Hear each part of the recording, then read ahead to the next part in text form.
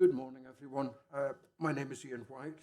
I'm Chair of the Governance and Audit Committee, and I'd like to welcome you all to the meeting, which is a multi-location meeting. The meeting will be live streamed and recorded and will be available for viewing after the meeting. And if the live stream fails, the meeting will continue and a recording will be available through the Council's website following the conclusion of the meeting. Please can I remind members that translation facilities are available, and if you want to make use of this facility, please select the English language option on the microphone delegate unit if you are in the Council chamber. And for those attending remotely, please click on the Audio Settings tab and select English. For those wishing to speak, please press your microphone push-to-speak button, which is located at the bottom of the microphone console. Similarly, for those attending remotely, press the push-to-speak tab. Your names will appear in a queue, and I will take speakers in turn and as I consider appropriate. Please do not use the yellow hand function. This should only be used if you want to come in with a point of order. As we get used to this new conferencing system, it's worth noting that if your microphone is red, you are an active speaker, but should wait until I invite you to speak. Those in the queue may appear green at first, but will change to red as you move up the queue. For those attending remotely, please note that those in the chamber will be unable to use the chat facility. Remote attendees, if you do need to leave the meeting temporarily, please pop a message in the chat function so the Democratic Services Officer is aware, and then let us know when you return. As always, I expect everyone present and participating in this meeting to conduct themselves appropriately and be respectful to each other. That applies to members, officers, and members of the press or public attending. I think we can now make a start on the agenda. So first of all, Sally, any apologies for absence?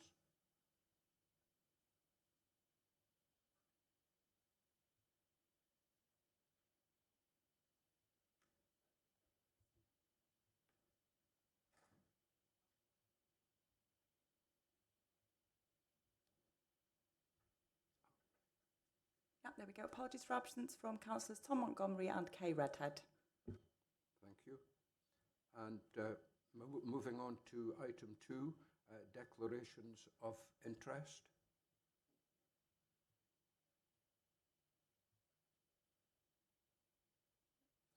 Nigel? I would like to declare an interest in respect to a membership of Denbighshire GAC, Chair. Thank you, Nigel.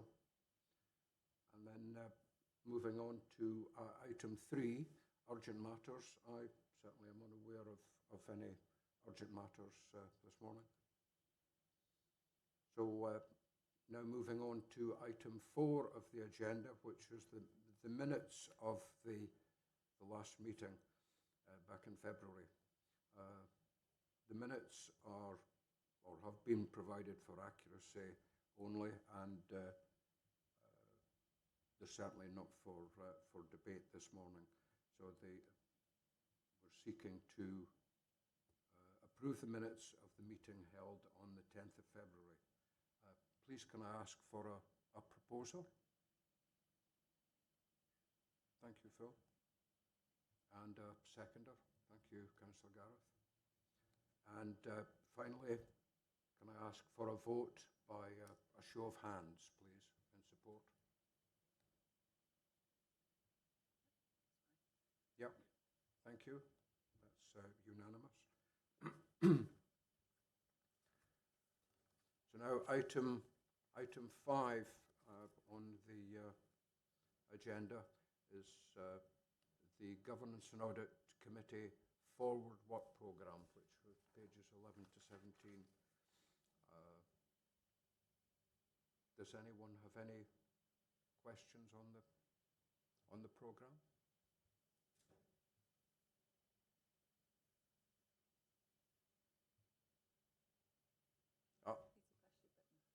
Phil? You need to Phil? press your button, Phil. The bottom button. There we are. It's just a point, Chair. Most of the committees on the Forward Work programme have got 5 or 6 items.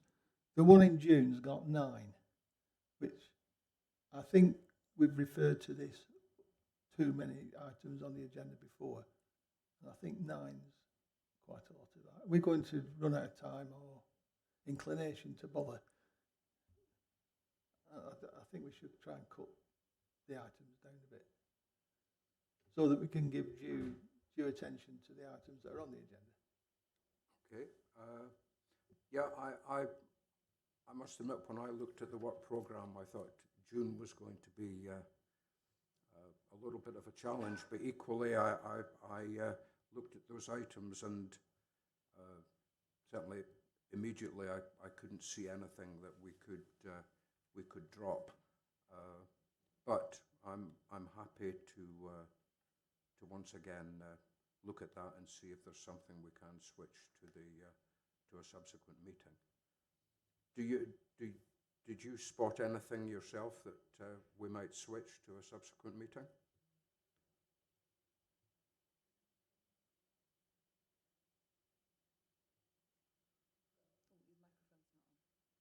Oh. Sorry, Phil? I said it's above my pay grade, that. All right, okay.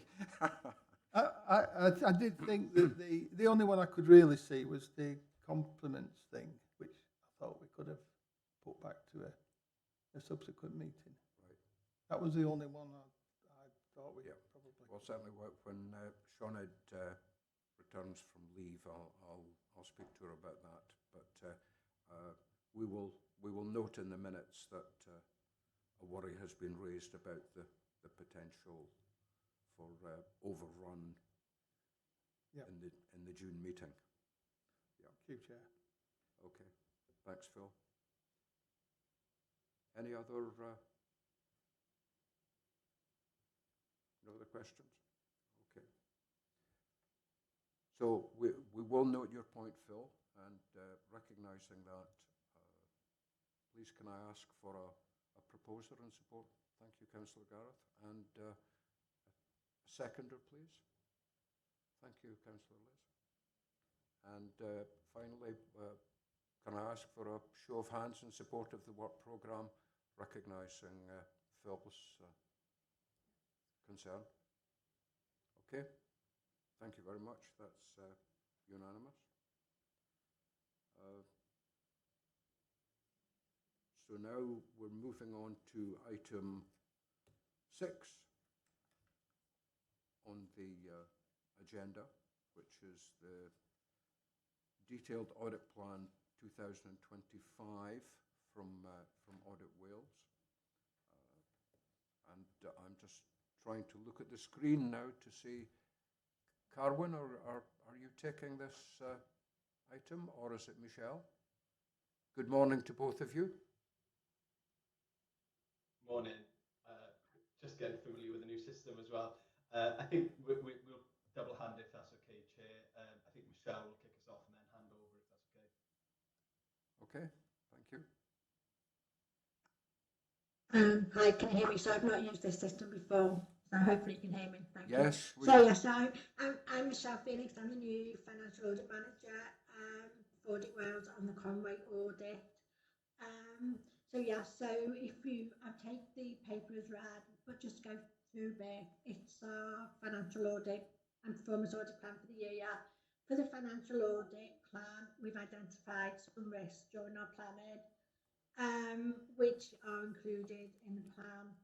So we're also going through the risks, we're looking at the timing, relocating the timing of our audit work, which we've been undertaking some planning already, and we're going to commence the audit of the financial statements in July, and hoping to complete the audit in time for the GAC in October.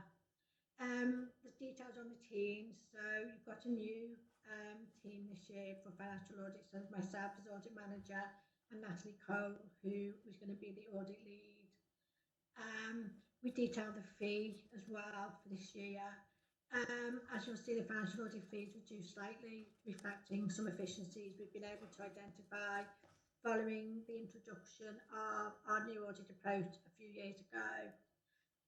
The fee is the best estimate of how much it's going to cost us to carry out the audit. We also need to note to you that one of our graduate trainees is currently on secondment to the Conway finance team, so we have to put in place. We're following the FRC's ethical standards to make sure there's no conflict of interest or risk to our independence from that way. So that's just a very brief overview of the financial audit side of the plan. So I'm happy to take questions, but I'll hand over to Carwyn to go through the performance audit side of the plan. That's okay. Thank you, Michelle. Thank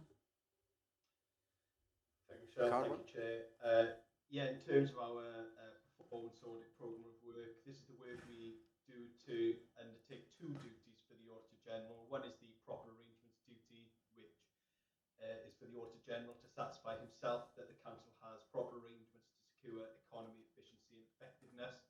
And I think we've expanded a bit more in the plan this year about what we mean and what type of things we look at as defining the Code of Audit Practice. The secondary duty then is under the Wellbeing of Future Generations Act to assess the extent to which body have acted in accordance with the Sustainable Development Principle. So our pieces of work often think that by working in line with the Sustainable Development Principle, that can often help achieve the value for money aspect, and they're not actually two separate things. We often look at them together, although some work will specialise more on one side than the other. In terms of the work programme for next year, we intend on doing a thematic piece of work. So this is a national piece of work that we'd undertake at 22 local authorities. Each local authority will receive its own report looking at how they're responding to workforce pressures in local government. So that would focus on recruitment and retention. We then intend to do a piece of regional work. So this would be across North Wales. This will look at the 6 principal councils in North Wales, and again we plan to issue 6 individual reports. And what we intend to do is to pick a tracer service and look then at what data they use to monitor their performance and to plan, to financially plan or service plan in future years, and how they use that data, which will hopefully then also enable us to share some benchmarking data for that service, having collected it consistently across 6 local authorities. And then the local piece of work, very prevalent in the news at the minute, is the cybersecurity risk, which is a really important part of a local authority's arrangements. So the Auditor General wants to satisfy himself over local authorities' cybersecurity arrangements. This is a local piece of work only for Conwy next year, but I think it has been done in other local authorities recently, and I think it will be undertaken at other local authorities in the future. In terms then of the performance audit fee, probably draw your attention to the footnote 6 on page 36 of the pack 19 of the report.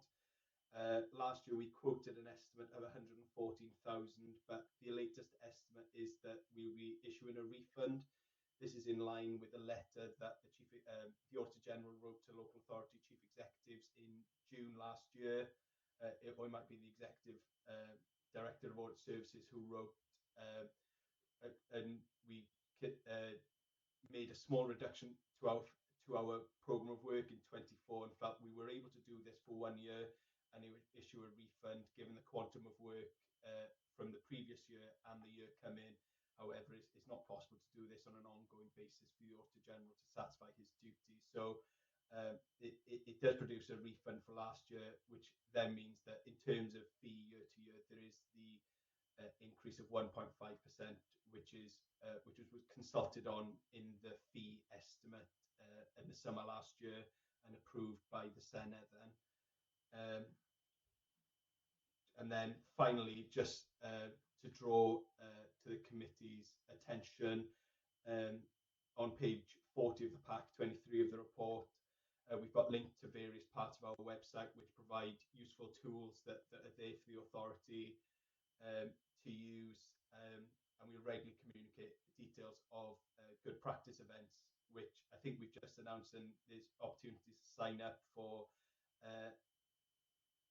an event based on the Wellbeing of Future Generations Act report that we produced in April, so to share good practice there coming up in coming months. I haven't got the date to hand, apologies, but if that's of interest to anyone, then I'm sure through contacting Audit Wales or officers in the council will be able to see the details of that. So happy to pause there for questions if that's okay, Chair. Thank you, Carwyn. Does anyone have any questions or observations on the plan?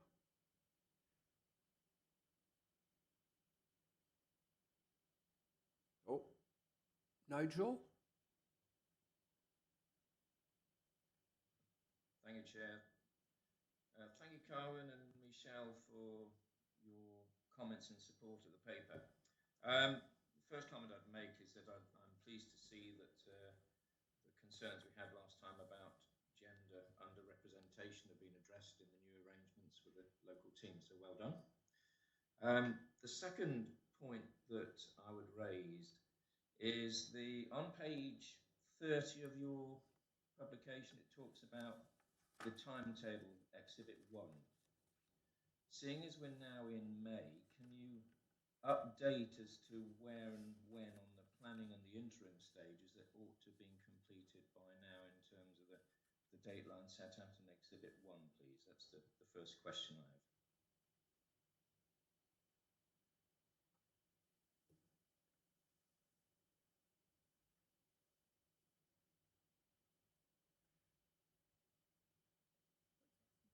I think that's a question on the financial audit timetable, Michelle.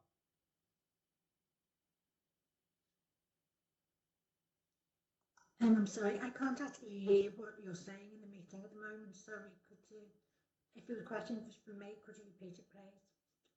The sound's not coming through very well at all. Okay, can you hear me through you, Chair? Can you hear me, Michelle? Yes, I can hear you, Nigel.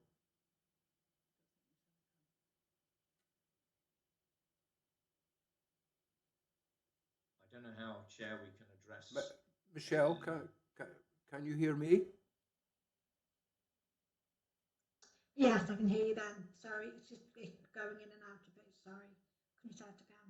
Okay. Do you want to try again, Nigel? Yes, through you, Chair. Michelle, the question I have is there an update in relation to the timetable set out on page 30 of the report? Yeah. All right, I see our timetable. Okay, yeah, so at the moment we've commenced the planning. So if I get to the right page. So at the moment, so between February and March, Natalie and I have been brought onto the team. So we've done a risk assessment, we've done fraud risk assessment, we've used the accounting estimates and done some sort of looking back on how the estimates based in last year have come to fruition. We've also undertaken detailed IT work. So we've also now been looking at the detailed planning, so we've been looking at the information flows. We've been developing the testing strategy and have the fee, and looking at using last year's accounts to populate the audit plan for now, the testing plan. So we're actually up to date. So we plan to commence the audit. As soon as we get the account on the 30th of June, we are planning to start the audit in July. And that will be the field-based audit. All of the staff are based in North Wales this year. And we're planning on being on site a couple of days a week. But you know, we are we've resourced the audit to start in July and to finish. So it's earlier. It's an earlier audit this year. We've been working with Amanda, Gareth, and their teams to get us all ready to start the audit in July. So we're well up to speed and well up to date with everything at the moment. So it's looking very positive. Is that okay? Does that answer? Yeah, through you, Chair. Yep, that's very helpful. Thank you, Michelle. I had two small additional points, Chair, if I could. Yes, The one was, Karen, I think you used the term tracer service. I might have misheard, but if you could explain that. And secondly, certainly given the red car in Cleveland publicity around at the moment, I'm delighted to see cyber security on the list for early attention. Thank you, Chair. thank you, Nigel. Yeah, thank you, Chair. So in terms of tracer service, it was that I think trying to align with various work programs and national initiatives to avoid duplication. But instead of doing a sort of really high level across all the council's budget, what we'll probably do is choose one service across the region to see how they performed under the criteria, and then sort of extrapolate those findings. It's more of we'll sample a service, which will be a consistent service across the 6 principal authorities, which then gives us that ability to do the sort of more detailed benchmarking of performance, which gives council some information to go away and continue further work in the area.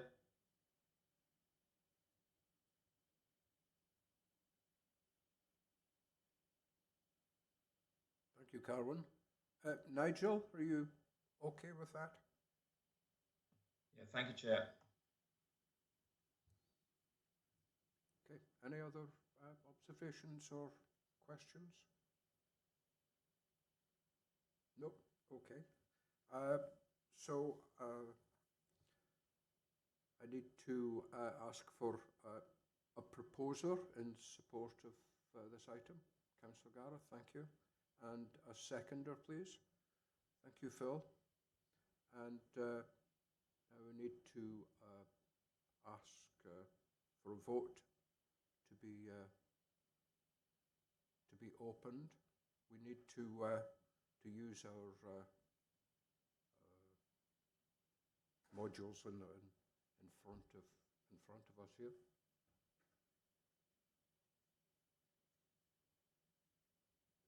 As this is an electronic vote. We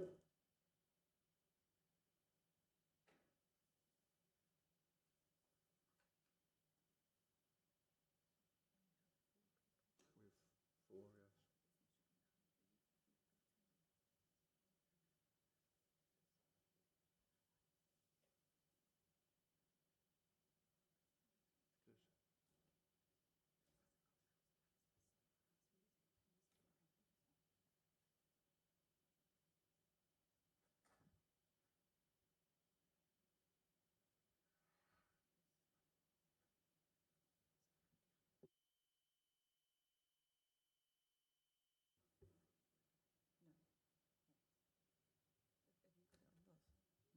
Yep.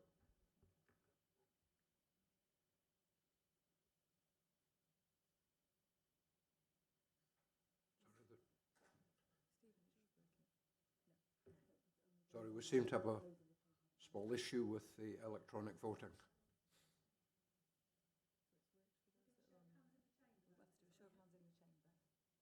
Yep. Okay. Just to explain, it was to be electronic voting only, but we're using the electronic voting for those who've dialed in remotely, and it's a show of hands in the chamber. So I think we have unanimous support for the Audit Wales audit plan. Thank you very much.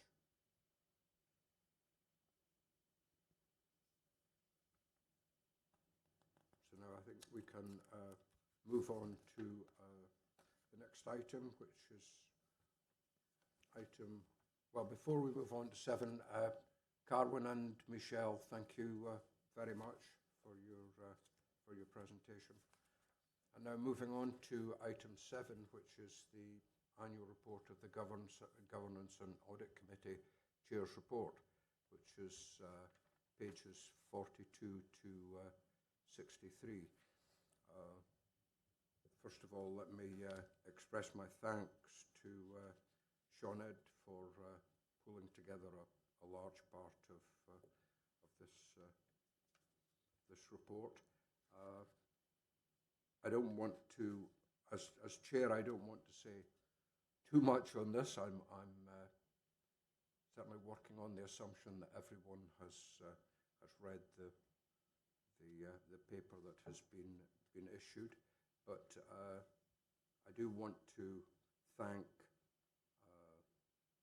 members of the committee, elected members more widely, officers, for the contributions that have been made over the past year. I think we have certainly made progress over the last 12 months and made some notable contributions. So it's generally I think a positive report. We obviously can still do more, and we need, and I certainly need to have continuing and greater engagement with senior members of council and officers. But I think we are certainly in a much better place than we were 2 or 3 years ago. So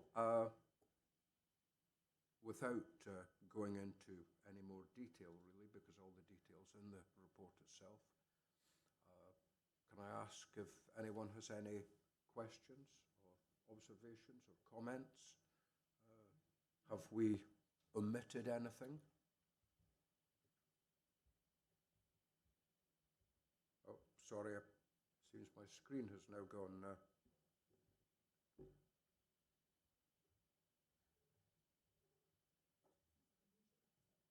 screen has gone blank.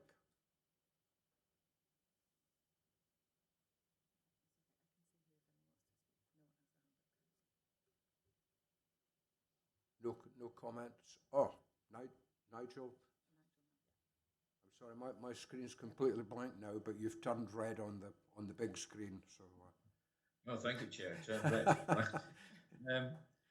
Can I firstly just want to thank you for the work done during the year as a chair of the GAC. I think this is a comprehensive report, clearly supported by officers, but thank you for your leadership in that. I'd also like to thank the Cabinet member, Chris Cater, for his supportive comments and role in trying to pick up the connections between the work that we do at GAC and Cabinet thinking and decision making. Because I think that's a really important part of enabling us to focus on audit and governance as opposed to scrutiny work, for example. And I think we've been better at that, and I think the council is getting better at that over the last 12 months. So I think the report stands as read, Chair, and I'm happy to support the movement of this report through the democratic process. Thank you, Chair. Thank you, Nigel. Any other questions or comments? No? Okay. Oh, sorry. Councillor Stephen. Thank you, Chair. I'd like to first second Councillor Gareth's, sorry, it was Councillor Nigel, sorry, it was Nigel's proposal for this report. And I'd also like to thank yourself, Chair, and Sinead for the previous year, and actually since 2022 when I was first elected as Vice Chair. The amount of work that goes into these reports is phenomenal.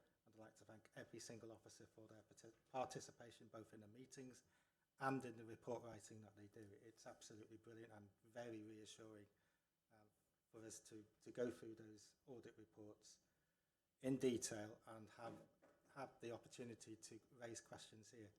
I'd also like to thank those members who are not members of this committee who come here as part of their duties as a councillor and ask some very, very relevant questions at times. So yeah, thank you, Chair. I'd like to second Nigel's proposal. Thank you very much, Councillor Stephen. So now we have had a proposer and a seconder. We'll now vote by using the voting function, but I suspect in the chamber it's going to be a show of hands again. And those remotely, please can you vote? Thank you very much. I think that's unanimous. Thank you. And I'm moving on to item 7B, which is the Internal Audit Annual Report for 24-25. That's over to you, Keith, I think.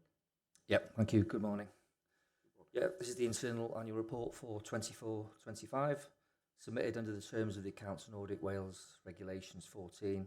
The Council is required annually to conduct a review of the effectiveness of its system of internal control. Internal audit is obviously an integral part of that system and a significant contributor to the preparation of the annual governance statement.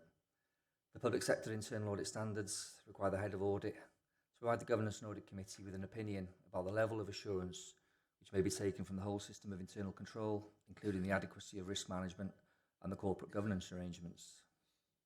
The annual report, which is attached in Appendix A, analyses the work and overall performance of the service for 24-25 and contains the assurance statement based on the work during the year and the reliance on other sources of assurance. Appendices B to F support the annual report. Initially, I'd like to take you to Appendix B. This is a schedule of the internal audit work conducted in the year. Just to point out, in accordance with the Charter, internal audit also undertake consultancy and advisory work, which accounted for 149 days in the year. You'll see from the schedule that we provided 29 audit opinions in the year, 86% of which were positive levels of assurance. 25 out of 29. The 4 that were limited was Fleet Services, Stock Control and Fuel Management, Trevi Conway Temporary Accommodation, Houses in Multiple Occupation, and recently Disabled Facilities Grants. You also see from the schedule that we also have 3 audits that were work in progress at the year end, at draft report stage. The Shared Prosperity Fund, Brynerian Nurseries and Cafe, and Travel and Subsistence. And there was 1 job that was carried forward into 25-26, and that was the public bus contracts. As I mentioned, the limited assurance, Fleet Services, there was 30 recommendations, 5 of which were major, and the follow-up has just been undertaken recently, and I'll come on to that in a second. Trevi Conway, 16 recommendations, 2 major, HMOs, 17 recommendations, 3 major, and DFGs, 25 recommendations. And those 3 audits, they're scheduled to be followed up early this year. Just also to mention that there was 2 unplanned jobs in that list. Communities for Work Plus was previously part of the Children and Communities Grant, but is now separate. And the School Meals and Breakfast Clubs, Food Allergies, that was also undertaken. Appendix C, schedule of follow-ups undertaken in the year. There was 11 that were completed. 7 were re-evaluated to high assurance. The WRU and RGC rugby matches was re-evaluated from limited to satisfactory. Procurement and children leaving care, they remain as satisfactory, and further work will have to be scheduled. As I mentioned, Fleet Services went from limited to satisfactory. Of the 30 recommendations, 17 were implemented, including the 5 major recommendations. 6 were work in progress. 1 was no longer applicable in relation to computerised stock records due to the significant reduction in the level of stock, and 6 had not been implemented. I did receive a written update last week. Just to update you, of those 12 that had not been implemented or work in progress, it's been reported that 8 have now been implemented and 4 are work in progress, which includes the obsolete stock going to auction. The schedule also includes the 6 follow-ups that have been carried forward into 25-26, which includes 3 limited assurance reports, cyber resilience, Trevi Conway temporary accommodation, and home to school transport. Appendix D is a schedule of special investigations. 15 days went on National Fraud Initiative work. There was 6 days on an investigation into a breach of the car loan policy and misconduct, which resulted in a first written warning. And in relation to education services, there was HR employment issues work, which accounted for 5 days. So 25 days in total. Appendix E is a schedule of contract final accounts. There were 7 of which that were completed in the year, and this together with CPR exemption work and contract consultancy work accounted for 35 days.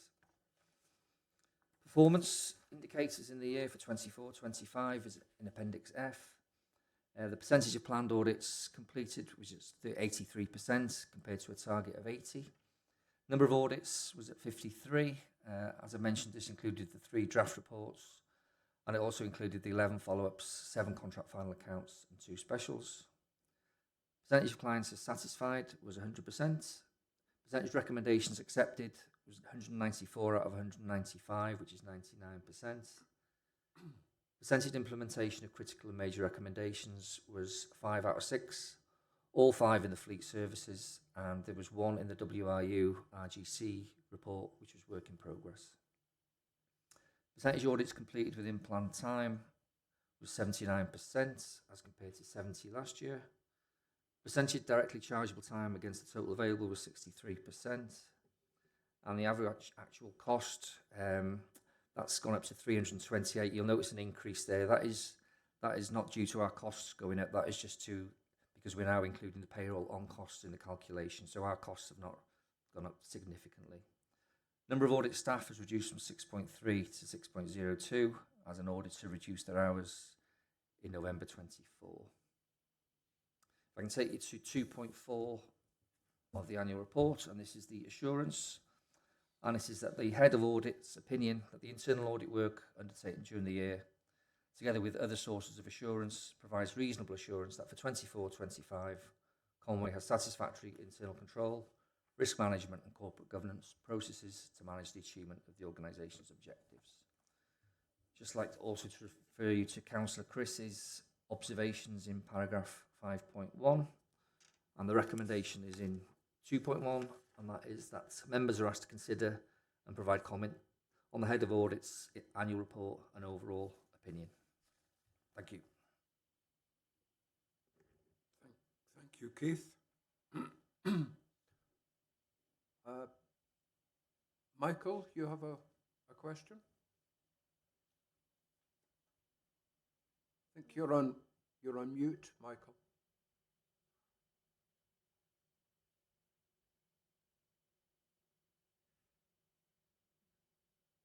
Michael, you're on mute.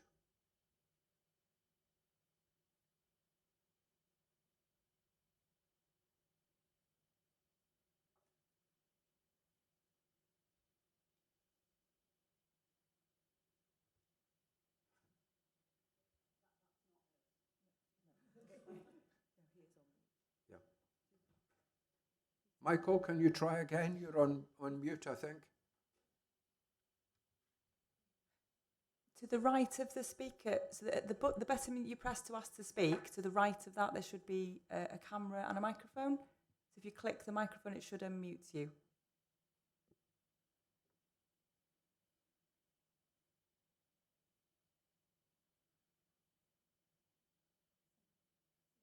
No, we can't. Nigel, can I ask, can you say something, whatever it might be, just so that we can test the system, because we're having a problem with Michael. Testing, 1, 2, 3, testing. Thank you very much, Nigel. So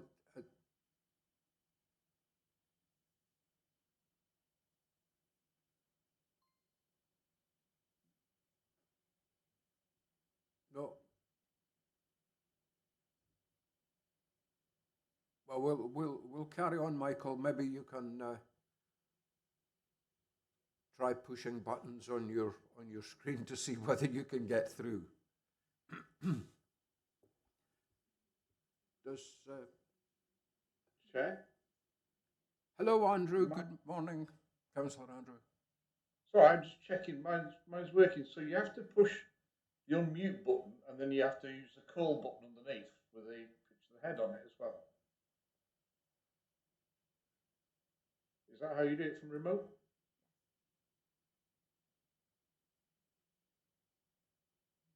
No, we're still not hearing you, Michael.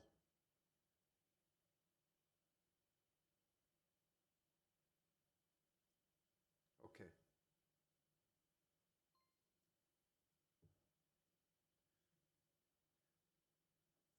Right. In the meantime, can I please ask? Does anyone have any questions for Keith? Any comments or observations on the?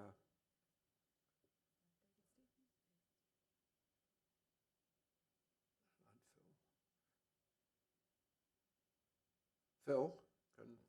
Oh, thank you, Chair. It's just a point. When I was reading the Audit Wales item, they wanted to do an audit of the harbour accounts.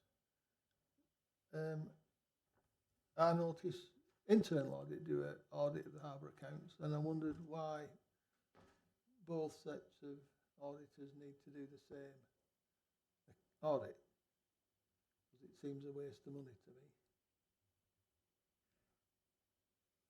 I just know as part of the regulations, we undertake an audit of the harbour accounts every year. I'm not sure, do Audit Wales do it annually? Amanda?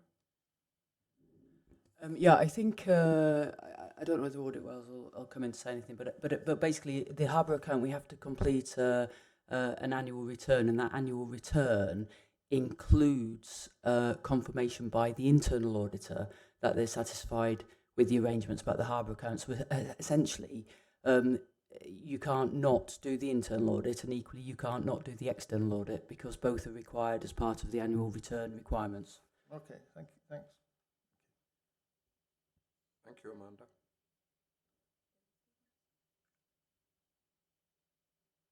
David, do you have a question? Yeah. No, sorry, David, unable to hear you.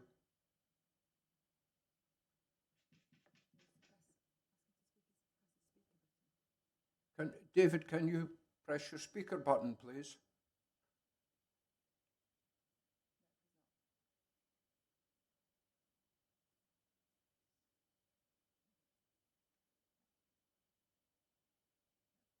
David, sorry, we're unable to hear you.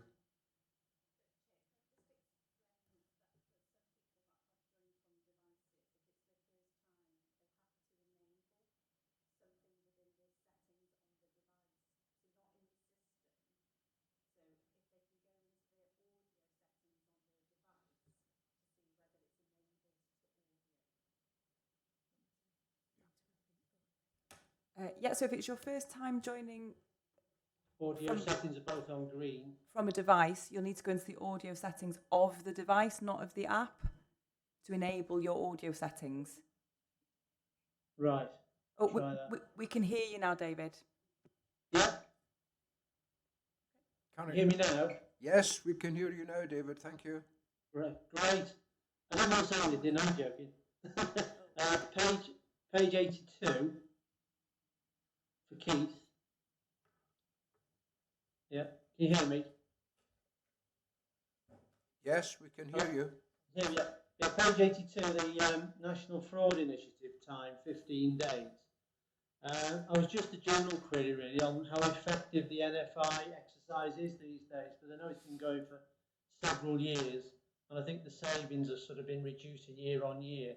I'm just wondering if there's any cost-effective analysis been done, because the 15 days is the audit time, but I'm guessing departments also spend time sifting through the data that's provided as well.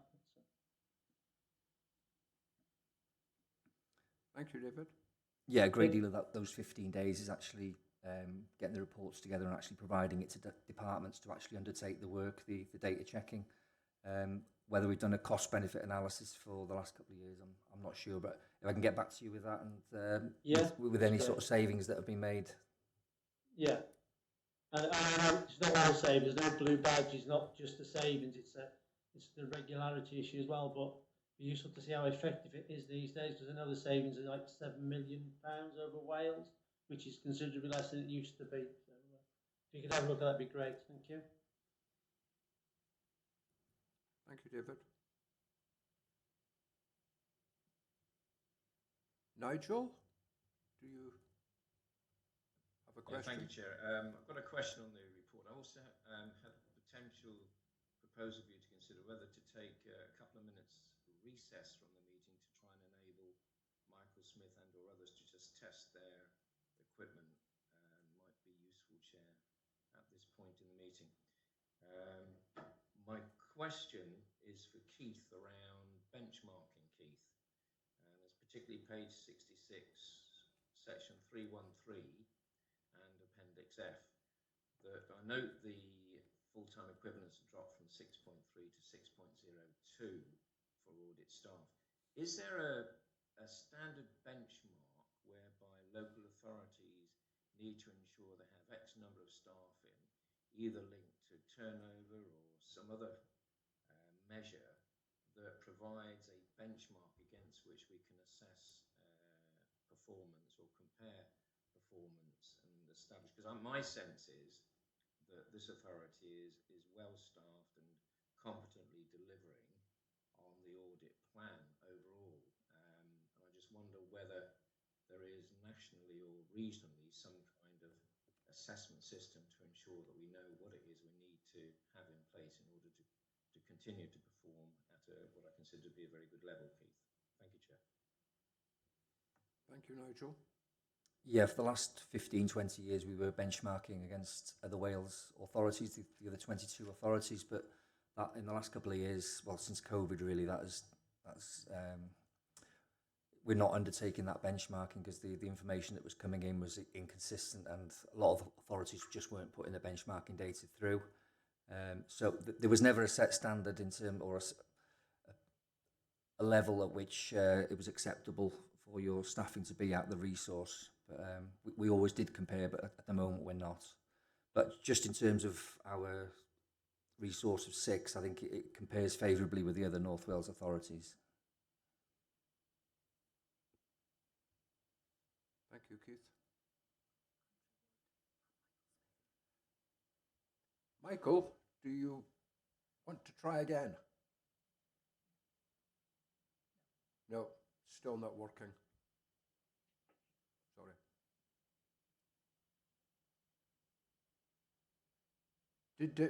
Michael? Oh, it's gone. In the meantime, Councillor Andrew, do you have a question? Yes, Chair. Can you hear me, please? Can you hear me? Yes. Yes. Oh, good. Okay. A question for Keith, please. It's a recurring one. Fleet services. It does say in the minutes that the officers will be there to explain where we're up to. Is Keith happy now with it's changed from limited to satisfactory, as this has been going on for many years? And if not, or if there is any officers there available, are they able to give us an update to where they are in fulfilling the rest of the recommendations? Yeah, as I mentioned, it's gone from limited, been re-evaluated from limited to satisfactory, and there's been further work undertaken since. And there was a written update provided on Friday as well. So obviously we will have to undertake further work, but the head of ERF and the transport manager are present here. I don't know if they would like to say a few words.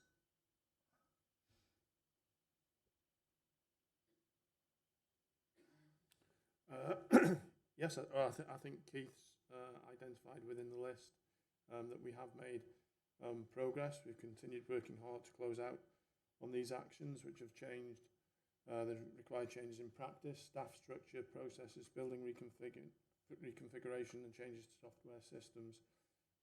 Progress on delivering improvements was impacted by the unexpected loss of senior staff responsible for key improvements and technical issues relating to software development. The recruitment challenges have hampered progress. However, I have absolute confidence that the team we now have in place will be able to close out the remaining actions. Thank you. Can I just say that when I read the follow-up report, I felt very positive that significant progress had been made. To some extent, that's obviously helped by the fact that you've identified now that there's a lot of obsolete stock, and we don't have the challenge of trying to implement a computer system. But nonetheless, I think, albeit it's been over a long period of time, that progress has been made, and I think we as a committee should be noting that. In terms of the obsolete stock, did I pick you up correctly, Keith, that you're saying that is about to be disposed of? We're going through a process of listing all of the items of obsolete stock. Just for the committee's information, this obsolete stock was saved for specific purposes. We have large HGV vehicles that when they are sold, parts or components of those vehicles will be taken off the vehicles to be reused on other vehicles.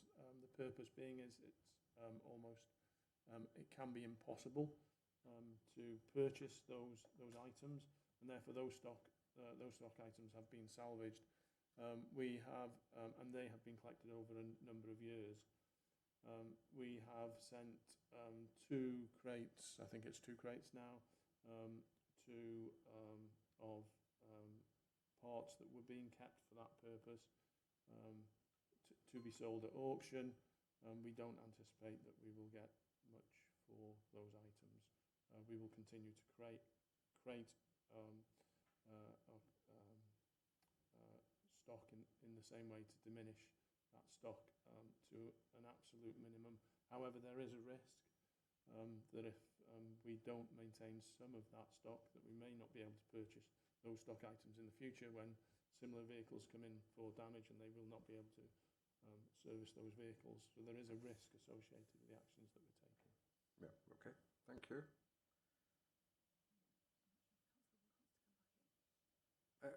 Councillor Andrew? Yeah, no, happy with that. I must have missed part of the I missed part of the start because I had a problem logging in. Just one quick one, and I must admit, I've got to say sorry, I've not read the next report. Why is stock, oil filters and air filters and so forth, why are they not going to be on a computerised system? It's a simple system which records the value of stuff that's held for security purposes, and also I know the lads that work down there, and they said that you need to have a minimum order rate so things don't run out. Yes, the stock I'm referring to specifically is not that fast-moving stock. Is not things like filters. They are on a process. They are on a system, and they are the vast majority of stock items that are used. These are old pieces of. Sorry, I apologise for not having the technical knowledge. Rams from vehicles, those pieces of kit that you can no longer purchase from suppliers that have been kept over many years, just in case we have a similar vehicle that we need that item for. Okay, thank you for that. It's just, I was a bit confused. It just says page 74, stock not computerised. So obviously old stock, the new stock obviously is, yeah. Okay, thank you. It makes a lot of sense. Thank you. Well, plus it does. Councillor Michael Smith has put his query in the chat, so I'll just read that out. Appendix F showed an overspend on a chargeable audit day. Keith said we now include on costs, so when will targets be amended to reflect the change in the measure, so in future we do not look as if we are overspending? Yeah, the target will be included in the strategy for 25-26, which is coming to committee on the 30th of June, so the target will be amended at that point. Okay, thank you, Keith. Do we have any more questions? I have a couple, if you can bear with me. There was a low assurance audit around disabled facilities grant, and that seems to have arisen mainly because of the volume of findings. There's nothing of a major nature, but the volume of minor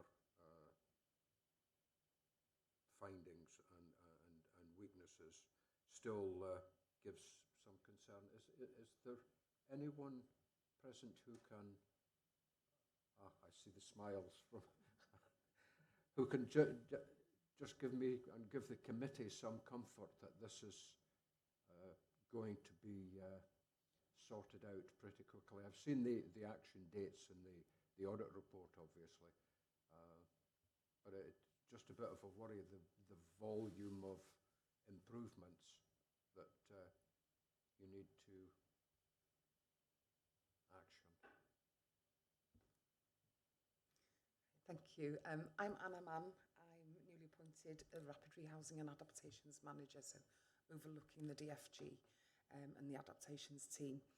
So I think it's looking at the context we've come into, which is it's been without that kind of management team for a while. So I was appointed, so I started working on the 3rd of March. We've now got our team leader in place, who started on the 24th of March. And then we finally got our 3rd tech surveyor in there, who started on the 6th of May. So it's in that context of there has been that bit of a gap where, to kind of keep a handle on what's kind of going on in the team. So myself and Harry Jones, who's our team leader, with Jodie, who is our housing services manager, we're all kind of looking at this. We've already started to kind of address some of these.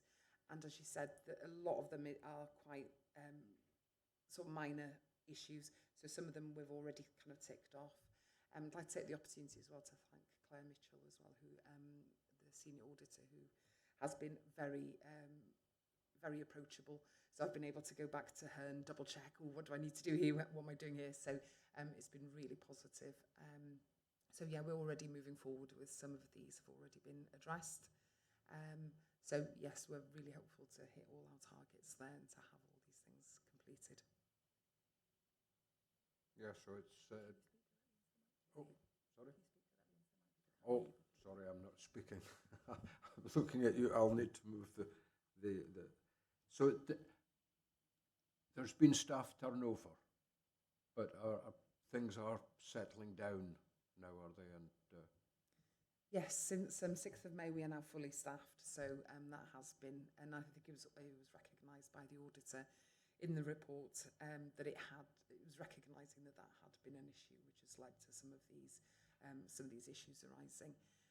So yeah, fully staffed, and we're cracking on with them all. okay, so we can feel pretty confident that when Sean Ed and the team come back in for a follow-up that they're going to be very happy. Yes, I'm confident. Okay, thank you very much. And another question, one for you, Keith, and I probably should have spotted this before, but on the final account reviews that you do, there's a couple where I've noted that practical completion is noted as back in 2021, and the date received for, I take it for review, September 2024, so almost 3 years. Why does that happen? Or is it just so I'm thinking of the scour protection program and playgroup facility. That was September 2021, and the date received, again, for review, I imagine, is October 2024. Did these arise because of oversights, or is it because there's been issues around release of retention, or? Is it okay if I follow that up for you, and I'll get back to you? Yeah, Yep. there is quite a gap there, isn't there? With Yeah, between there the is. dates. I should have spotted it before. Okay, thank you. Any more questions or comments? No? Okay, so please can I ask for a proposer in support of the annual report? Thank you again, Councillor Gareth. Oh, Councillor Andrew, I take it you're seconding, and once again we'll have a go at the voting function. So electronic from those of you dialed in remotely, and it'll be a show of hands in the chamber.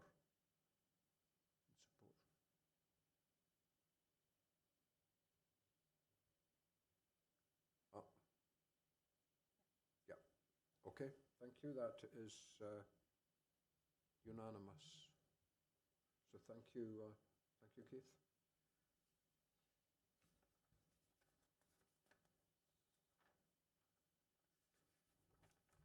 And we're now moving on to item 8A, which is the financial update from Amanda. Please. Great, thank you very much, Chair. Just bear with me in the sense of I am going to seek to share my screen. Wow, an additional. So apologies, we've got also a first timer in this context.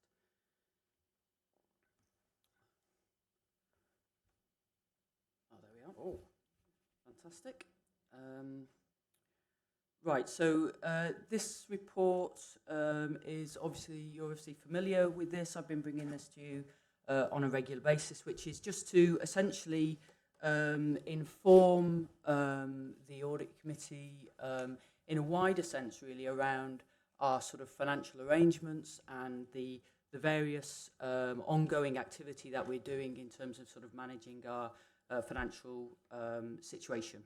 So I just wanted to confirm in the first instance then, you'll obviously be familiar, but just for clarification, as it's the first meeting since it happened, the budget for the current financial year was set and approved by Council at the end of February, and essentially this is the makeup of it. So we had a £26 million shortfall in terms of our funding when you sort of looked at what the pressures were for the current year as compared to the funding that we had historically, and effectively that shortfall of 26 million was made up and met by the following funding sources. So we had an increase in our funding from Welsh Government, and that was made up of two tranches of funding. One where they have actually adjusted the funding, the base RSG, which was there for 24-25. So there was an adjustment of £7.5 million for that, and that included some retrospective money for pay awards in 24-25. It also included an adjustment for the forthcoming coastal risk management work in Kimnel Bay. And it also included some transfers of grants in. So in a sense, it wasn't necessarily new money. It was a change in the way that they were funding us. So essentially, there was an adjustment, as I say, of £7.5 million in terms of the 24-25 settlement, and then we also had an increase of £8 million in the settlements, effectively between 24-25 and 25-26, and that represented I must confess I've forgotten off the top of my head what the percentage was, but it was brought up to a floor level that benefited us slightly, benefited eight authorities across Wales, and that was 8 million. Thereafter then, the council obviously had to make, members in the council had to make decisions locally about how we bridge the rest of the gap, and effectively what happened there then was 8.2 million was bridged through council tax, which represented an 8.95% increase, and that included an increase 0.68, if my memory serves me right, to cover the fire levy, and then there was a need still to make budget reductions of £2.5 million. So the budget was set and balanced in that way. I haven't put it on the slide, and I should have, but just also to confirm, aside from the revenue budget, a capital budget was also approved of £16.025 million. So just moving on, for some reason my slide doesn't want to move on.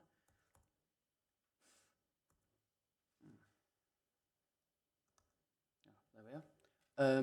Just moving then to talk about the current financial year. Sorry, not the current, last financial year. Sorry, as an accountant, we always struggle to move financial years because we, until we've closed the previous year, we continue to refer to it as the current year, when in fact actually it's past year. Anyway, the current outturn position for 24-25 is being finalised at the moment. In the third quarter, you'll recall I'll have previously outlined to the committee that we were forecasting at the third quarter a shortfall of 1.225 million. Since then, we received further additional funding from Welsh Government right at the very end of the year, on something like the 15th of March or something like that, of 1.6 million. We, through the decisions taken around the budget, there was the need for, although schools were fully funded in the budget cycle, to the extent that the schools' budgets were uplifted for pay awards and that kind of stuff, because of reducing pupil numbers, some of the schools are still in the position of needing to reduce their budget position, and that therefore there's some voluntary redundancy processes have been undertaken, and there's estimated redundancy costs of £600,000 that need to be accounted for in 24-25, so that's a cost. Obviously, we were expecting some additional funding through the shared prosperity funding as a result of some sort of claims to do with the multiply element of that grant that would benefit us. And so essentially, although still to be finalised, I am expecting that we will hopefully be in a break-even position, and that'll be being finalised in the next couple of weeks or so. I can also confirm that we collected council tax of 96.7%, which was the fourth highest in Wales, although it was a little bit behind where we were last year, as is the case across Wales.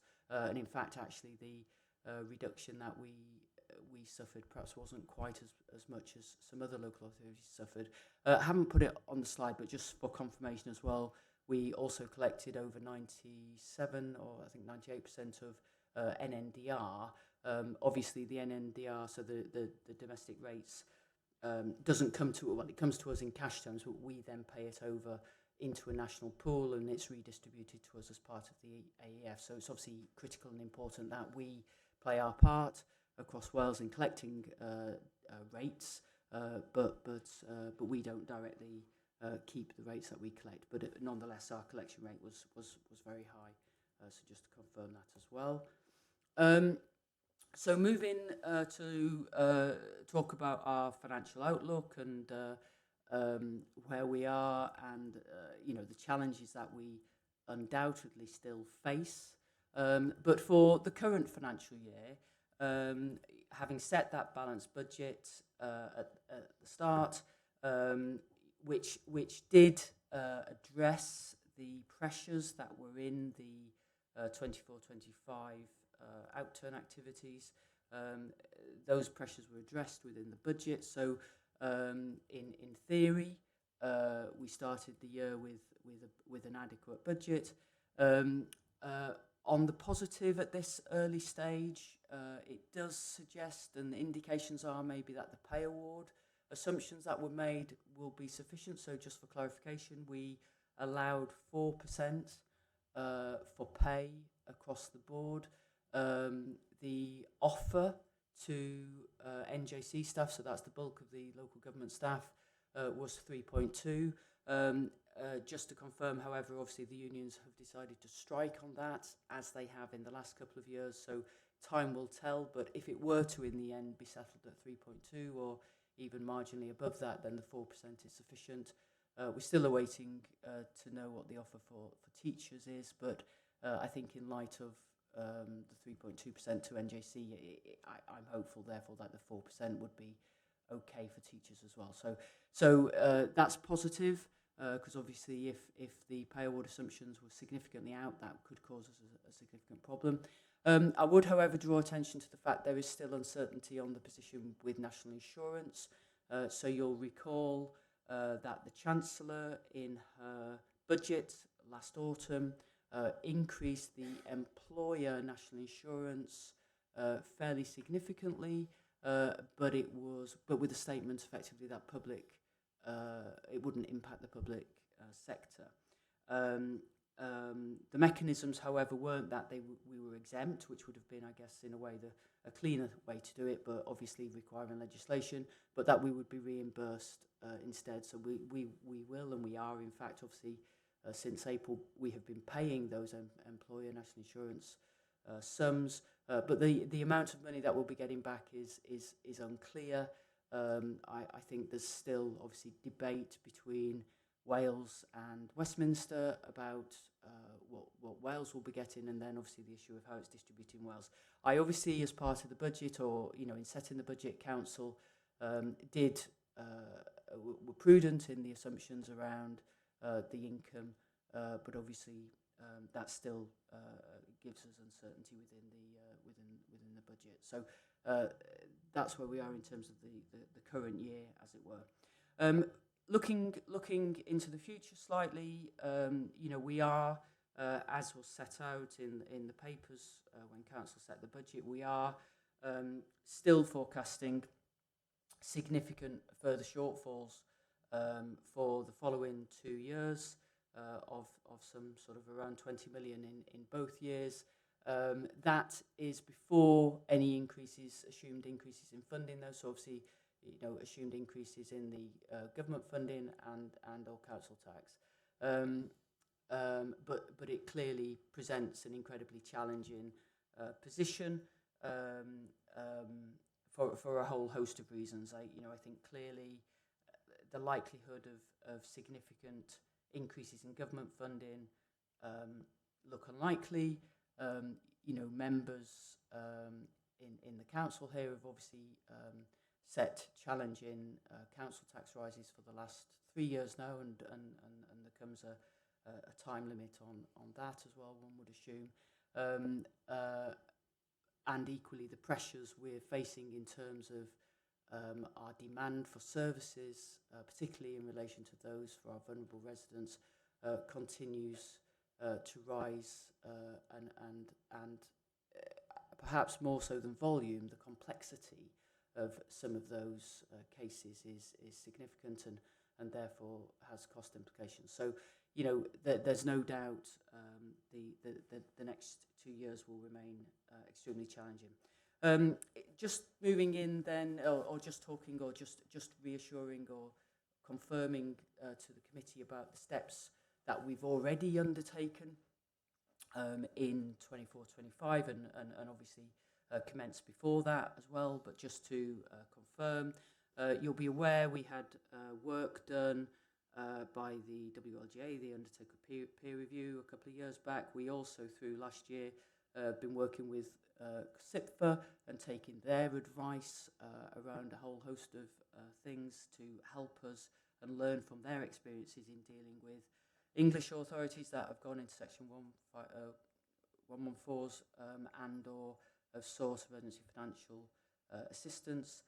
And on the back of that, anyway, Cabinet adopted a resilience action plan, and of that, we have adopted and implemented some quite significantly robust spending controls, which include vacancy control, procurement panel and spend control panel. We have rolled out and provided financial training to over 200 budget holders.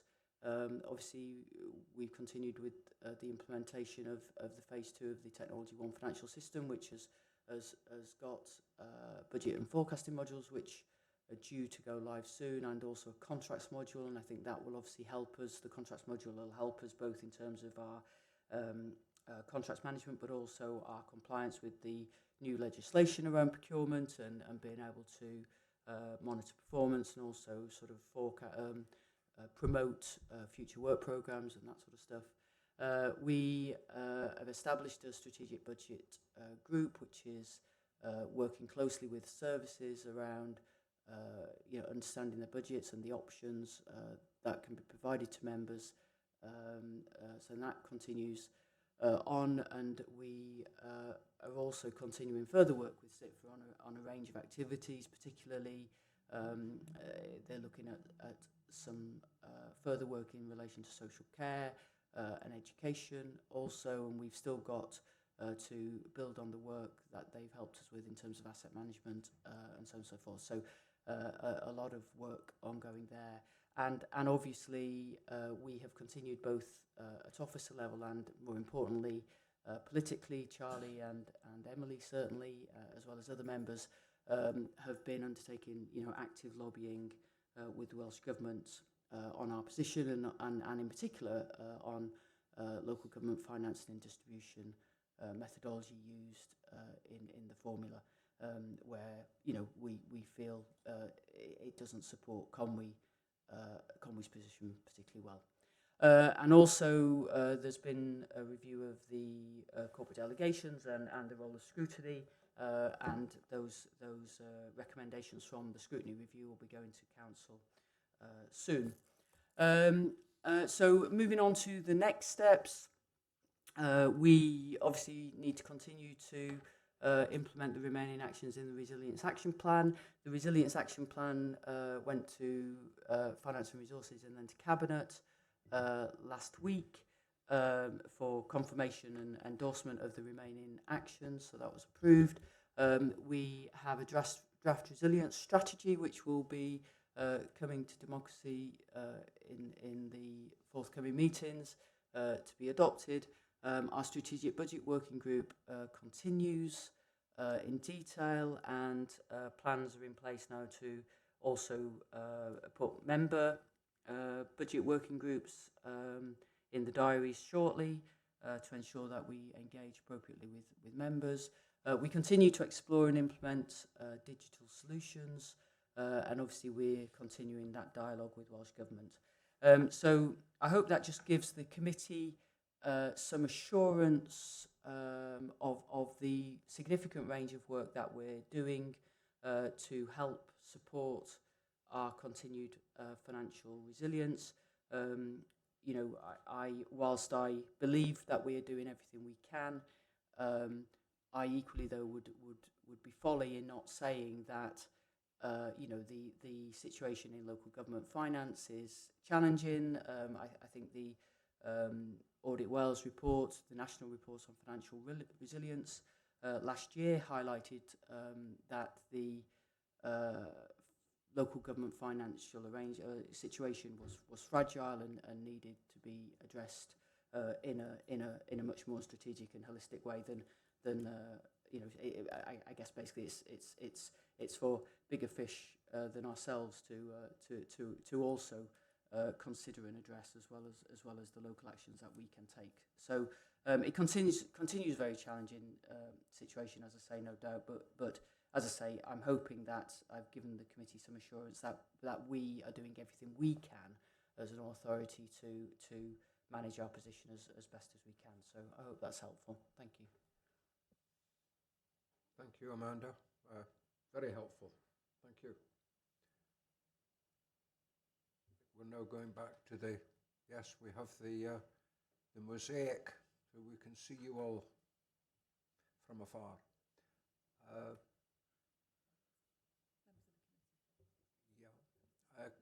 Councillor Gareth, you have a question? Thank you.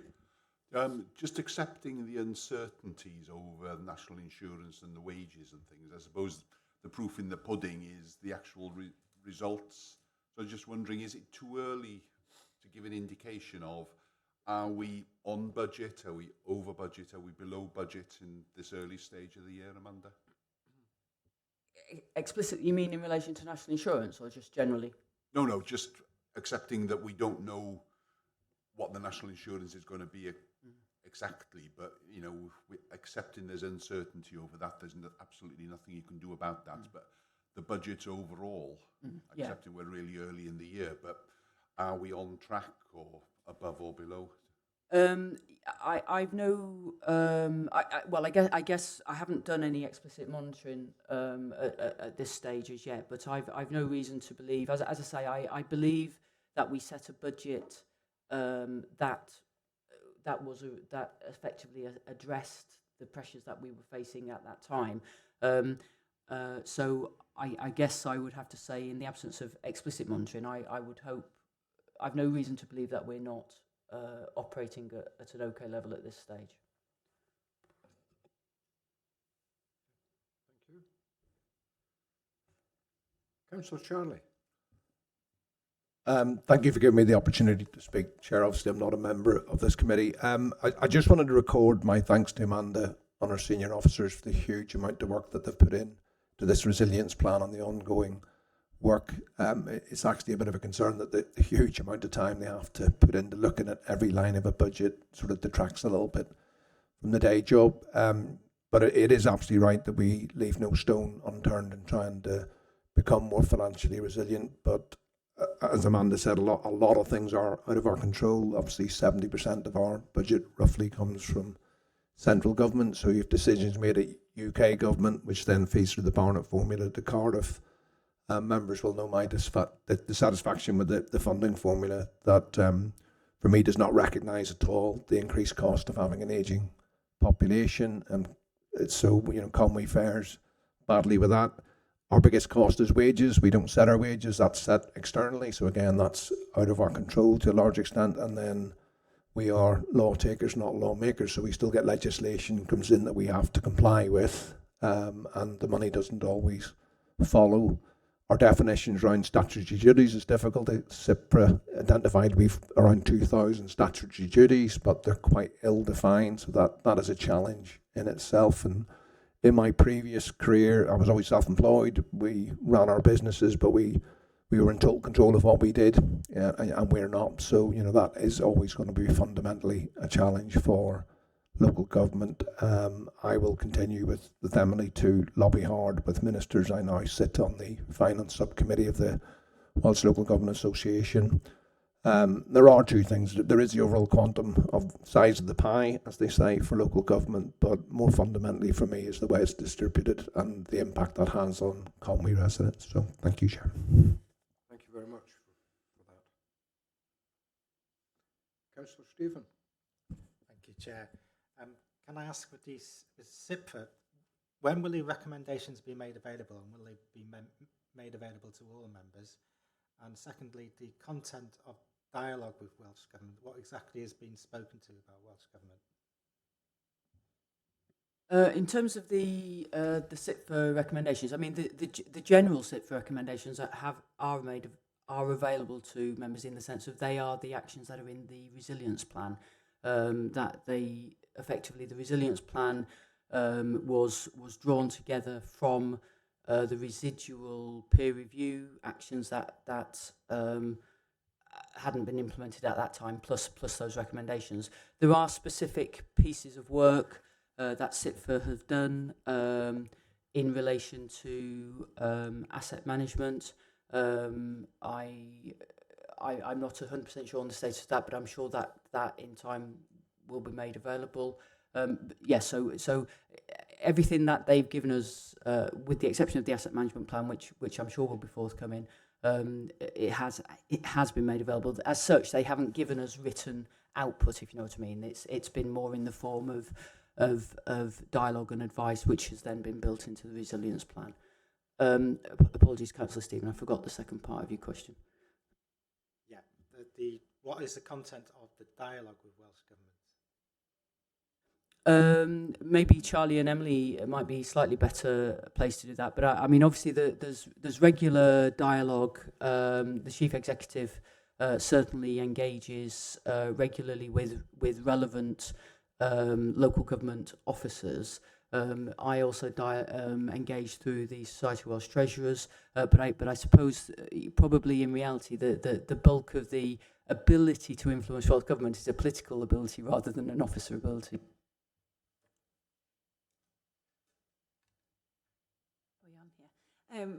Yeah, we are, as Councillor Charlie's mentioned, obviously we are having lots of discussions, through the WRGA and directly with Welsh Government and the ministers. We are very fiercely raising the funding formula issue, but the reality is this has been raised for many years, and there's not going to be a magic wand waved.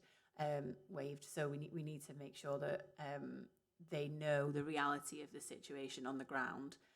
What that is meaning for services and what that's meaning for residents. And between us, we're working to come up with some solutions, both in the short term, but the reality of the situation is they need to grasp the nettle and deal with the funding formula as a bigger, wider strategic thing, which is where we believe there should be an independent review on the entire funding formula for local government. So that's what we're advocating for, but that obviously won't happen overnight. So we are talking about short-term fixes as well.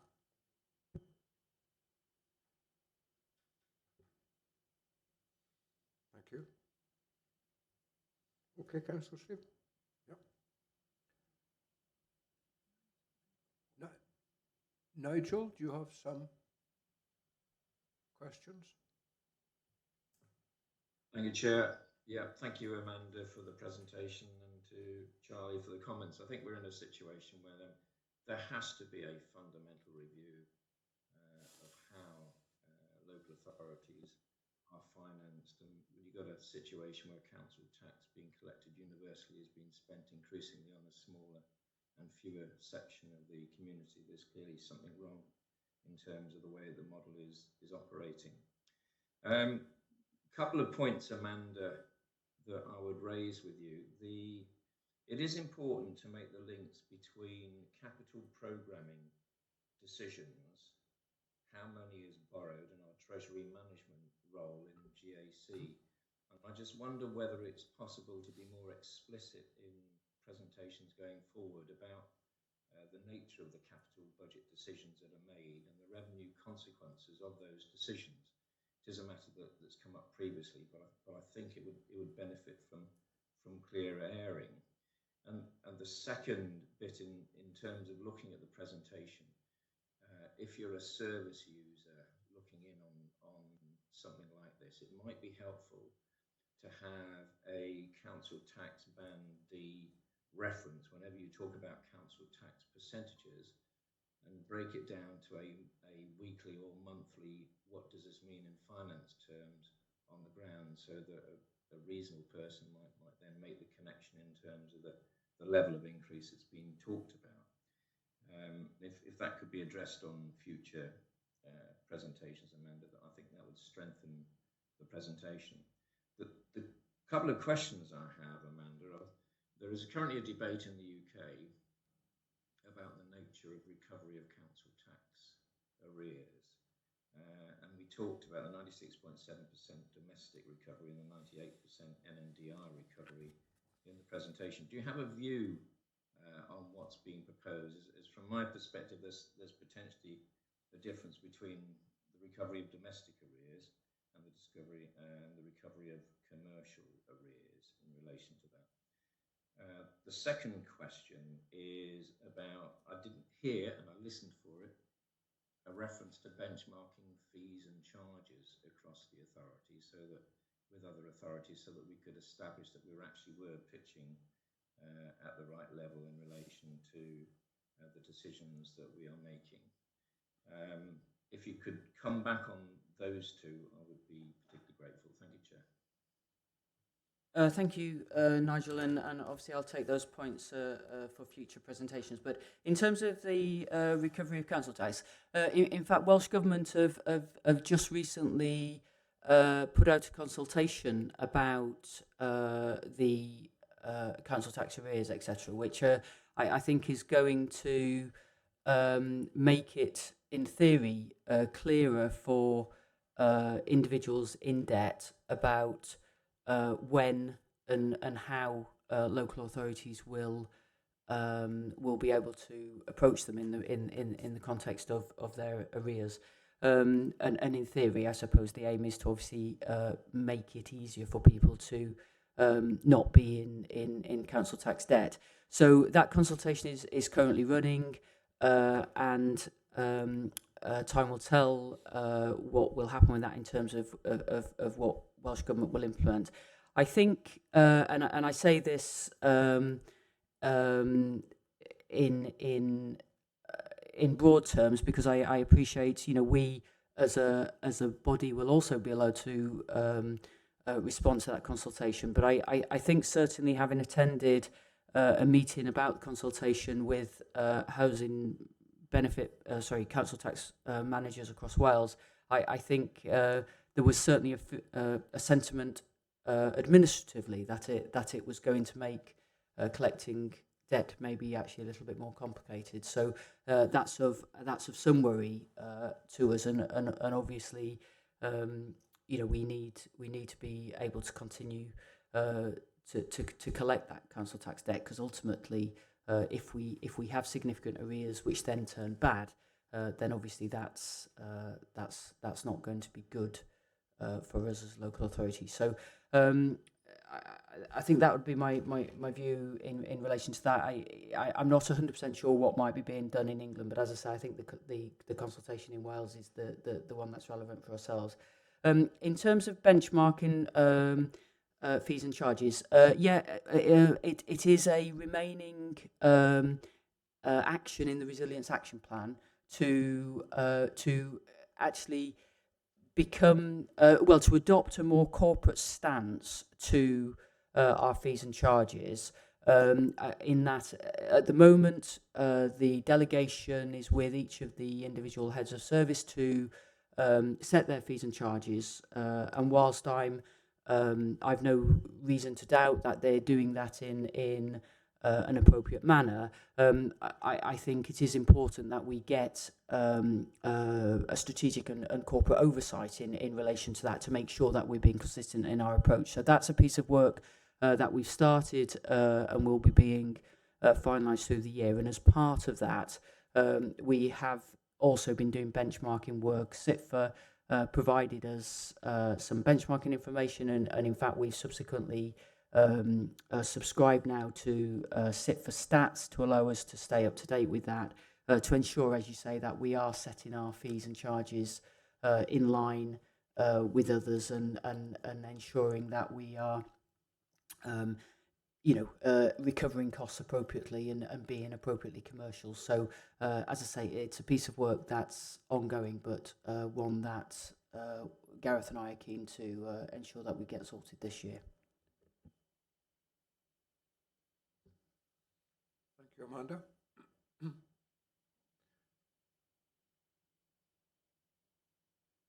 Councillor Paul?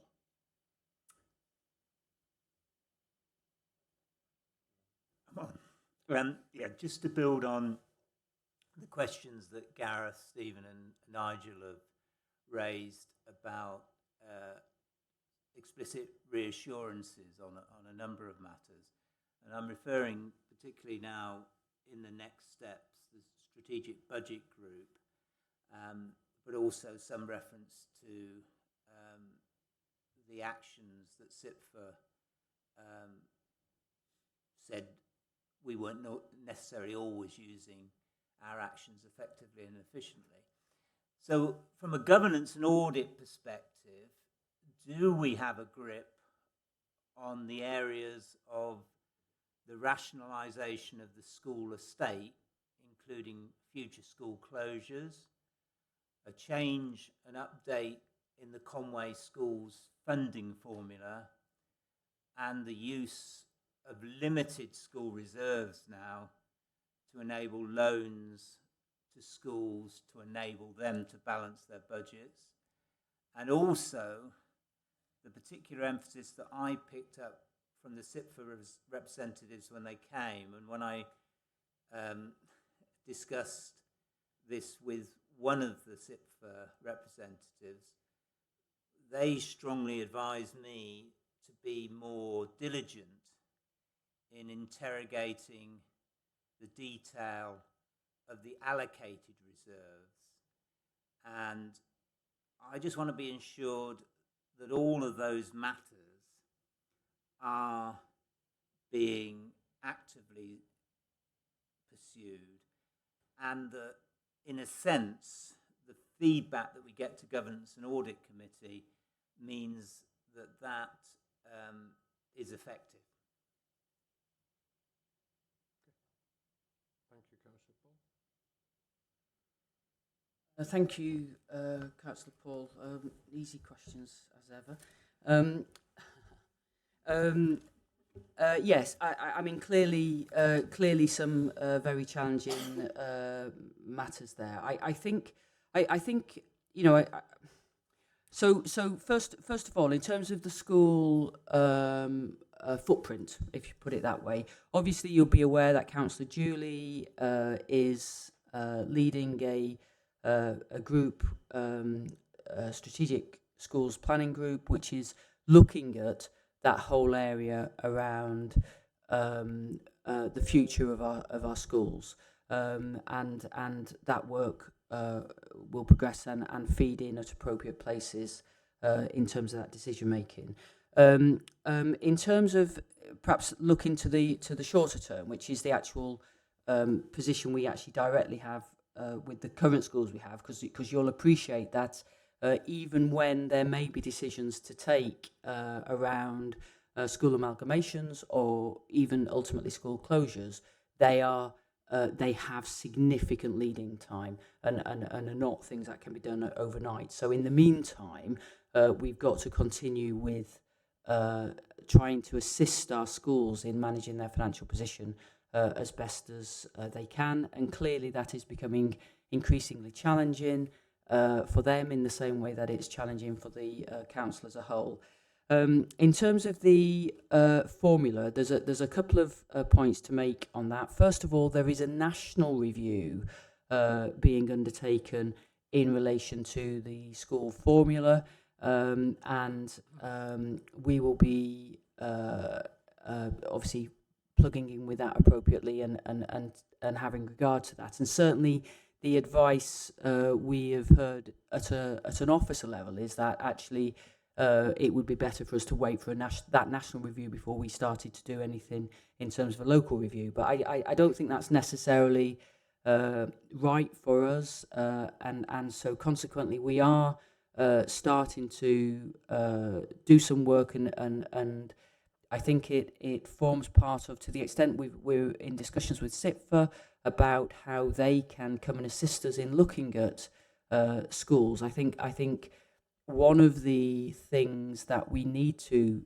do, which would potentially drive us looking at the formula, is to look at the individual positions of each schools and I guess ask those questions about why is one school struggling more than another when maybe the high level look of that school might feel very similar to the other school, and the answer in that might be that the formula in the way we distribute money to individual schools has something in it that might need adjustment. So we're looking, we're certainly starting that debate to look at whether there are tweaks, for want of a better phrase, within our existing formula that could distribute the cake, as Charlie referred to it earlier, that we distribute to schools, that we could redistribute it perhaps in a slightly different way that might ease the burden across a bigger cohort of those schools. So that's something certainly that work is starting alongside, as I say, that national review. I think The position with loans is also interesting. So again, perhaps just to reference here, so just for the committee's benefit, we have a process in place whereby if a school can't balance its budget in any one year, that they're able to apply for a loan from the authority to help them. Now the loan, I really must stress, and I try and stress to schools as well, a loan is merely a bridging loan that allows them to move from an unbalanced position to a balanced position. It is not more money that allows them to then just continue spending at that level. I think I'll just make reference to the fact that some other authorities don't operate a loan system. Other authorities operate what's called a licence deficit position. And I think I really would, I guess, just reference that. I think actually they're the same system. They're the same thing, but by another name. And sometimes when some schools and other people reference wanting to implement a licence deficit arrangement, essentially that is what we have, as I say, but just by another name. We need, in reality, to work with schools to help them avoid a loan situation, because, as I say, a loan is only a bridge to a balanced position. So if there are ways of getting to that balanced position sooner and avoiding the loan, then that's the more preferable position. And I think that's important for two reasons. One, because effectively you have to get to that balanced position regardless at one point. And secondly, there also comes a point where we as an authority need sufficient cash to support and back any loans that we have, and obviously therefore it's not an unlimited situation.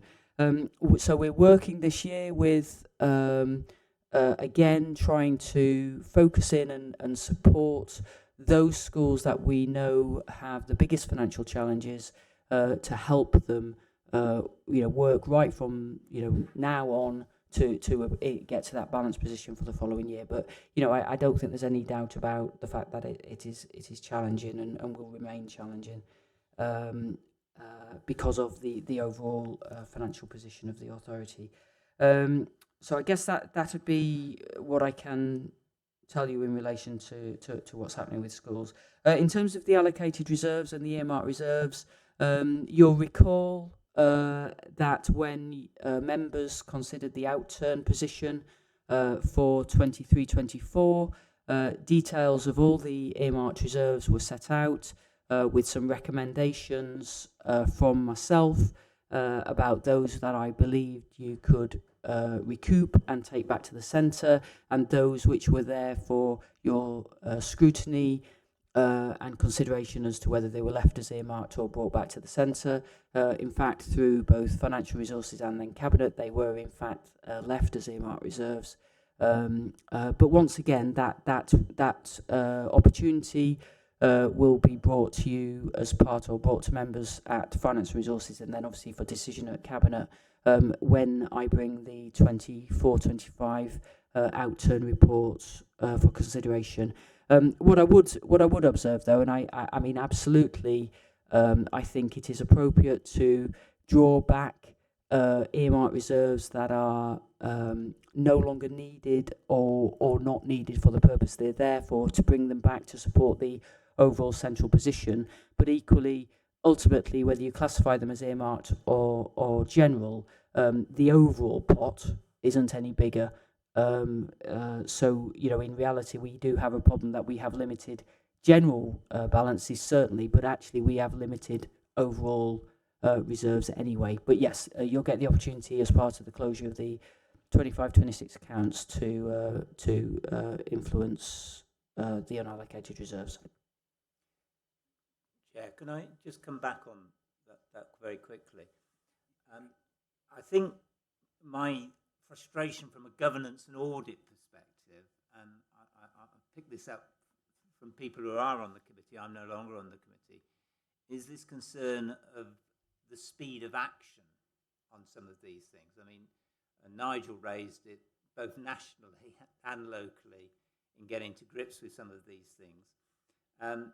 Because if we talk about the school footprint and the school estate, we do know that we're advised that for rural area schools, which is the major problem we have, you do need a cohort of about 120 children, which will increase school transport costs, but actually is then viable from a teaching and learning point of view and as a size of school, and will massively reduce the very significant subsidies we give to our small schools. Because we have got many schools under 120 pupils. We've got schools as small as 12 and 14. And my worry is 3 years in, we're still only beginning to address that issue. And it seems to me that part of the viability of some of the coastal schools and the loan problems they have is that they're only receiving just over £4,000 per head per child, whereas some of our rural schools are receiving £14,000 per head per child. And some of that will still be the case, even with area schools with 120 pupils, that the unit costs will be greater. But it seems to me, 3 years in, from a governance and audit perspective, we just need to move much more quickly than we are doing. And this committee needs to provide not just questions about this, but I think greater leadership on these issues. Thank you, Councillor Paul. I would just make out a very general statement, not specifically about the schools, but I think I could, personally, I can look at activities of the council and I can see the vast amounts of work that are going in, right, left and centre. Equally, I feel frustrated that things don't happen very quickly. And I have to personally, I have to rein myself back, because I think that the council is resource challenged, financially challenged, resources, and I'm talking about people challenged, and it comes down to priorities. As a governance and audit committee, I don't think we can say to Charlie or Amanda, you must give this the priority. But I think as a governance and audit committee, we can talk about, just as you're raising it, our worries and our concerns, and it will be minuted, and the community will know that we are interested and that we want something to be done. But there are so many things, and it's like every other business. There are so many things need to be done, and it's a question of prioritising. And if there was limitless amount of resources, whether that be people or money, then I'm sure things would be done more quickly. But we need to, cut our cloth to. So anyway, that's just my. Well, thank you for your perspective, Chair, and apologies because I'm going to have to leave at 12 noon because I've got another commitment. But thank you for the opportunity for me giving me to raise that issue. Thank you. You're welcome. Thank you, and thank you for your detailed responses, Amanda. Thank you.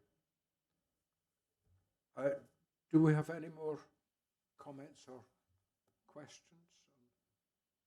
We're struggling here because my screen's not working, so but Sally, as normal, is helping me out. Okay, so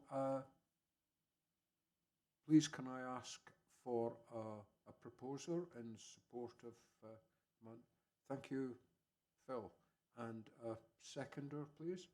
Thank you, Councillor Liz. And now can I ask for the vote to begin?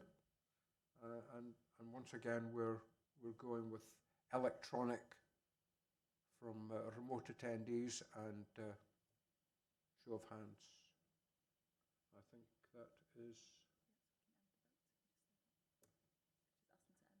Oh, yes. I think we can end the vote now. Thank you. That's unanimous. So thank you once again, Amanda. So now we can move on, please, to item 9A, which is going to be led by Yulo, and the subject is panel performance assessment arrangements. Over to you, Yulo. Thank you very much, Chair. And with 8 minutes to go, Barada Paub. The committee will remember that I came here in November to present a paper on the panel performance assessment arrangements for the council. The panel performance assessment is a statutory requirement under the Local Government and Elections Act. A council must make provision for one once in its council term, so every 5 years. Following on from the work that we did in November, in the spring then we started to look at some of the requirements in terms of the documentation and particularly the scoping work for the panel.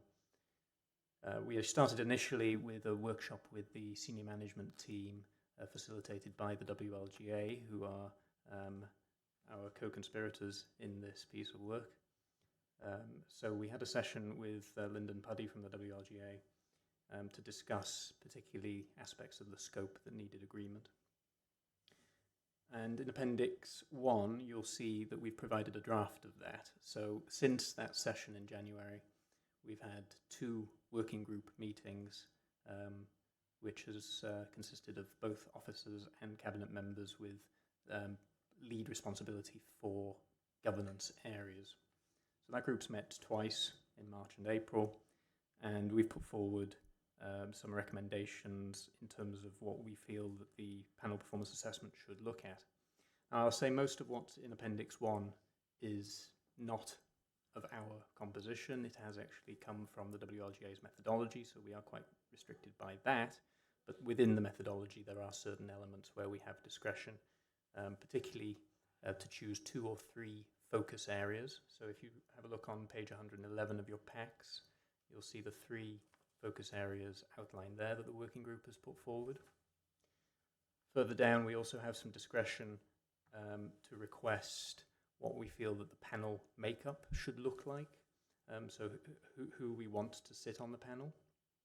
And you'll see there that the working group has expressed a preference that for the purpose of this assessment, we'd like a diverse panel and at least 1 member that can speak Welsh. And we've also asked that preferably they are not from a neighbouring authority with whom we work. And then finally, at the back of the appendix, you'll see that we have a list of key questions. Again, this question hierarchy has been provided to us by the WLGA, so these are questions which the panel may or may not choose to ask. So we thought that it would be extra helpful if we as a working group would put forward a suggestion where we think the panel would most benefit from focusing their questions in line with the 3 focus areas that we have chosen.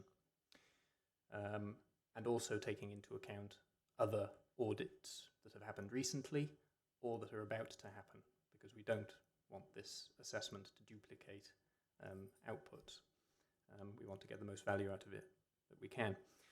So the purpose of bringing it here today is we are now going through an involvement cycle, really. We're bringing it here, first of all, for the Governance and Audits Committee. I've outlined in the paper the role of Governance and Audit with regards to the panel performance assessment. And after this, we're taking it to various other fora as well, including the trade unions. So I will turn it over to the committee, please, Chair. Thank you, Viola. Does anyone have any questions or input for Yolo?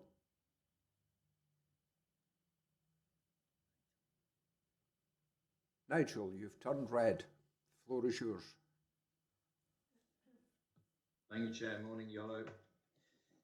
I've got 4 points that I'd run past you, Yolo. The first relates to the proposed scope, in particular the scope on leadership.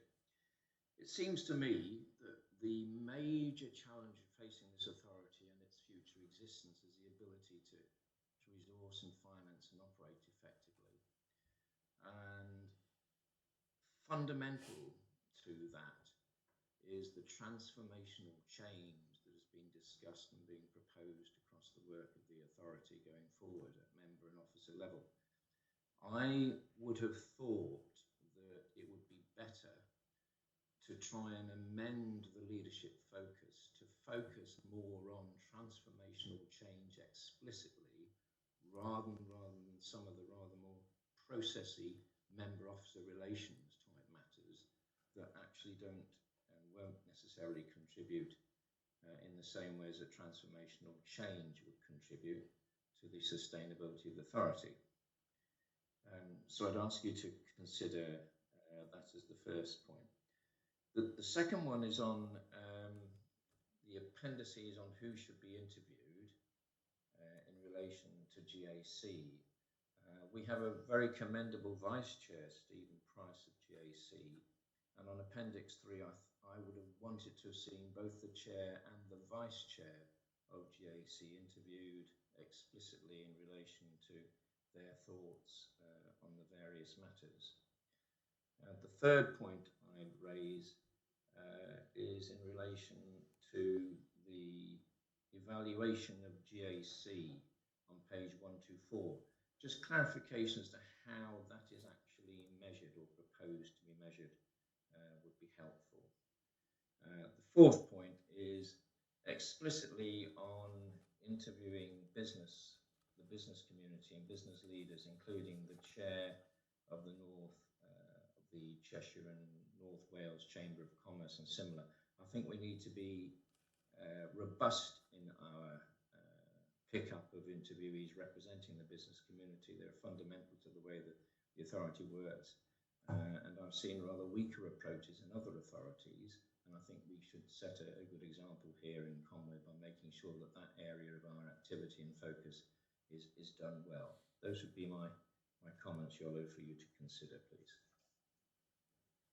Thank you, Nigel. Thank you, Nigel. Question 3 to begin with, the question you raised on page 124, how will the panel make that assessment? My honest answer is I don't know how the panel would make that assessment, other than through obviously discussions, interviews, looking at the paperwork, looking at the meetings, and making an assessment that way of how effective the committee is. If you want me to go back to the WLGA for more specifics on that, I'm happy to do so. But otherwise, I imagine it'll be through the fieldwork and interview program that they outline.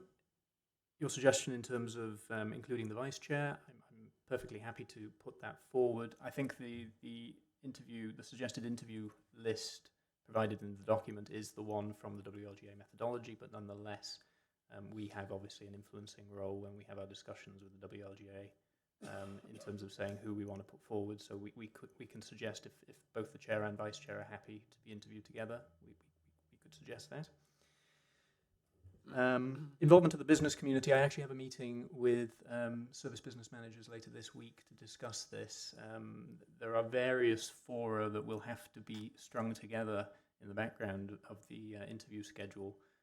It's going to be quite complex, but the business community is one of the areas of focus, and I'll be working with colleagues in economy and culture to ascertain what networks they have connections with already, and how can we bring those in to the interview schedule.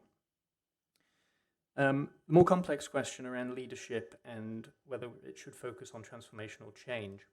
I think the suggestion of the current wording has come about because actually this council's had a lot of focus on transformational change from other groups recently, including CIPLA, WLJ peer review previously.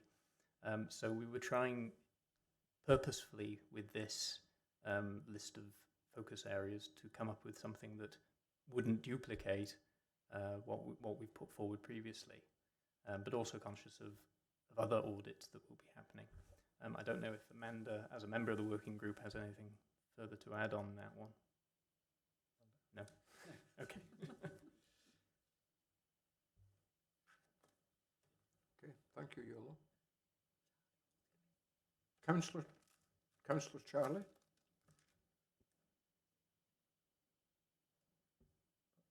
Yeah, just on that specific point, I would agree with Yolo. We had the WLJ peer review, which was over a similar period of time as this panel appraisal, and I don't think there was enough in-depth stuff that would actually drive sort of transformation forward.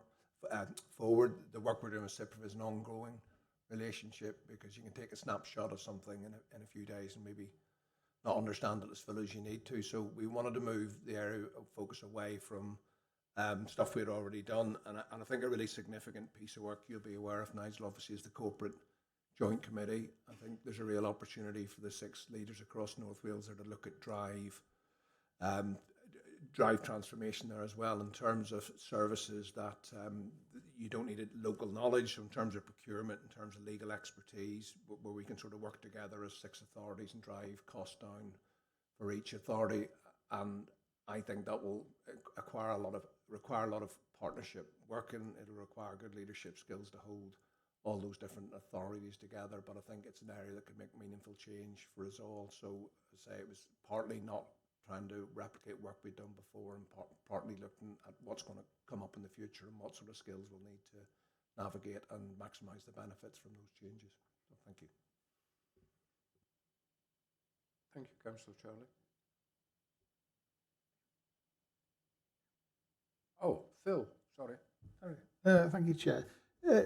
It's just a question. At the beginning of this item, there's a lot of emphasis on how the public can contribute.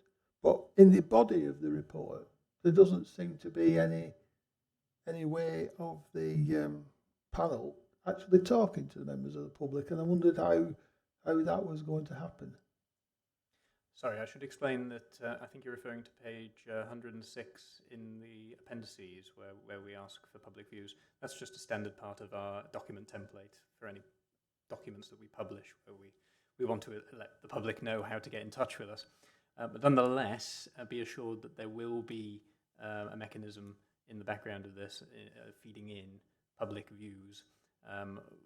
One way in particular will be we're looking at the moment at an engagement survey that we will run hopefully annually as a council, again meeting requirements under the Local Government Act. So the intelligence from that engagement work will feed into the panel. But the panel as well will likely want to put together a focus group of community representatives as well. Just as with the business community, they will put together a focus group and have a conversation with them about how we're performing against our functions. Okay, thank you. Yeah. If you don't mind, Yolo, we have touched upon this informally, but I would also like to have some assurance that this is not going to end up as something that's a little bit probably not the right word, but fluffy, in the sense that there's a vast amount of documentation to be read, a significant number of interviews to be undertaken, a relatively small team of people to do it in a period of what I saw was something like five days or 4 days.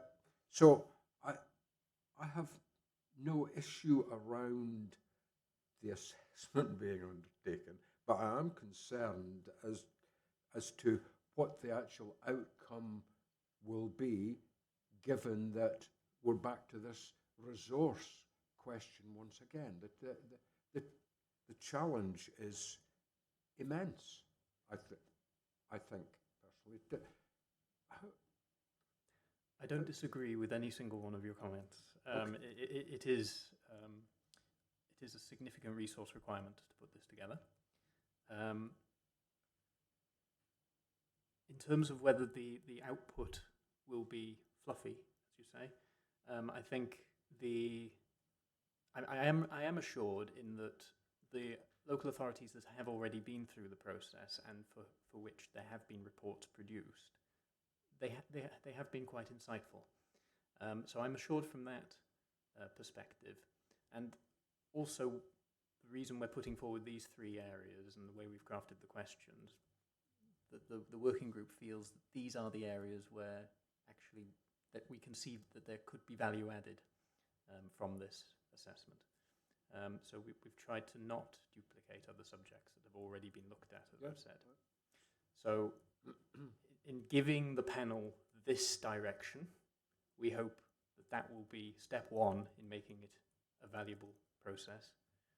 But as I say, from the reports I've seen of other local authorities as well, they are quite insightful and hopefully will lead to the types of strategic discussions that then need to happen. Because that's only part one of the journey, obviously, is getting the report. Part two is what do you do about it? Indeed. And the councils that have gone through this process already, did they produce these insights from 4 days of work by the panel? So the report is produced by the panel, obviously, and then it's sent to the local authority for their input, final check, and then it's up to the local authority, once agreed, to produce recommendations, as with any audit report. But in the cases that we're talking about, did they spend 4 days doing the work, the panel, or did they spend 4 weeks doing the work? So it's 4 days of field work, and there might be, the panel would probably start looking at the documentation a week beforehand, I would imagine, in advance of their assessment, on the ground, as it were. But in the main, it's 4 days on the ground that the assessment takes place on. All the interviews will take place during that period. They will request extra documentation on a daily basis, I can guarantee it.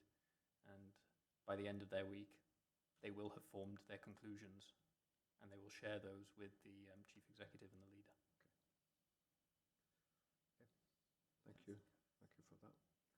Councillor Gareth. Yeah, I think, you know, the challenge we face is actually getting the engagement with the whole community.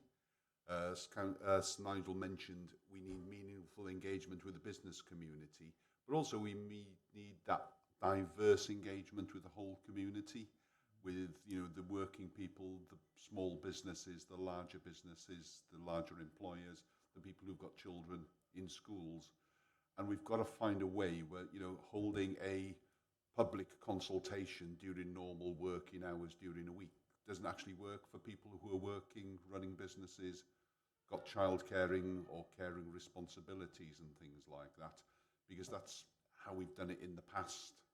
And yes, we get views, but we get that limited views.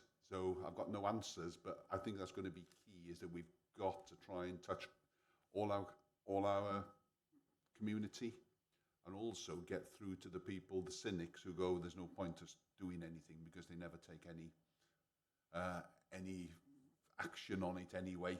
What's the point? But that's another challenge, isn't it? Thank you. Yeah. Can I just come back in? Thank you for those. I think I will take the recommendation from here today that, you know, community and business involvement, the involvement of wider stakeholders as a whole, is really important to us as a council. So I can have those discussions with the WLGA to try and devise how we get that input. But I'm sure you'll acknowledge as well that the time that we have to do this and the resource available, how we get that input in a meaningful way will be a challenge, but we can nonetheless have a go. Thank you. Nigel, do you have a question? Chair, I had a comment. Having gone through the process in Denbighshire, and I'd agree entirely about the capacity issues required on this exercise. It needs to be extremely tightly managed from a council perspective in terms of control. And Yolo will be aware, having done much of the prep work elsewhere, of how important that is. From a GAC perspective, a vital document emerging from this whole process is the action plan, which will come into GAC subsequent to the review, and that is where I think the GAC will also need to focus its effort and time and energy when it comes through after the wash of the performance assessment itself, Chair. Thank you. Thank you, Nigel. Do we have any more just to give assurance as well that obviously we have planned that out in the committee's timetable for 2026. So if you look right ahead into your forward work programme, you'll see it sitting there waiting for you. Yes, seen it, yes. Yeah, and that's one of the advantages of the rolling work programme that we have now, so we can... okay. So if there are no other questions, please can I ask for a proposer on this item that we have provided feedback, and thank you, Councillor Stephen, and a seconder. Thank you, Councillor Gareth. And now we will once again open the vote for show of hands and electronic. We have remote attendees, all positive. Yep. Can you end the vote, please? And I think that is unanimous support. So thank you, Yolo.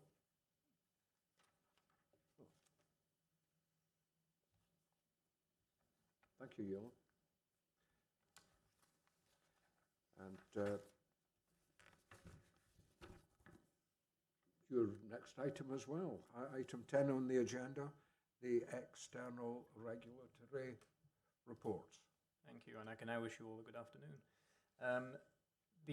This item's quite straightforward, no big speeches with this one. It's a routine report that obviously comes here to update the committee on what the audit world is up to. There are two items within this, one relating to biodiversity and resilience of ecosystems duty, and the second is an audit summary. With the first, we provided input to the national audit, but there are no specific recommendations for us as a council. All the recommendations relate to Welsh Government, but nonetheless it's there for your information. And then relating to the audit summary, obviously this is an annual document produced by Audit Wales, and summarises the work that was done and the outcome of it. And all those reports have, of course, been through our scrutiny and reported to Governance and Audit previously as well. So I don't know if the committee have any questions.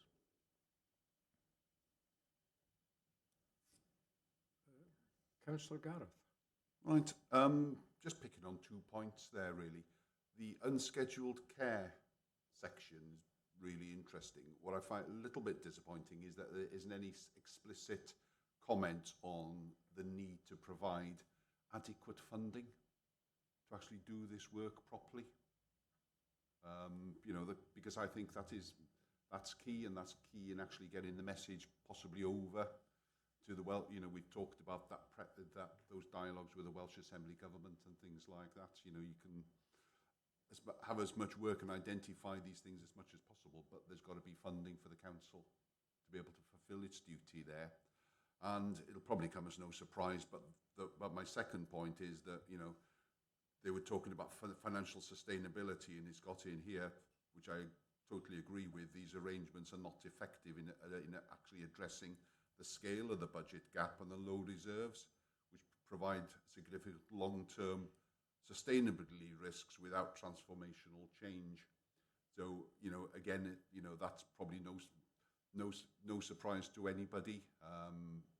The outputs, the proof in the pudding will be, do we hit our budgets this year, which is why I was asking Amanda earlier on, have we got any indication to it? But I'm also concerned from an audit or sustainability point of view that we've identified the risk of low reserves, yet we've got no clear action plan about what we're going to do about it.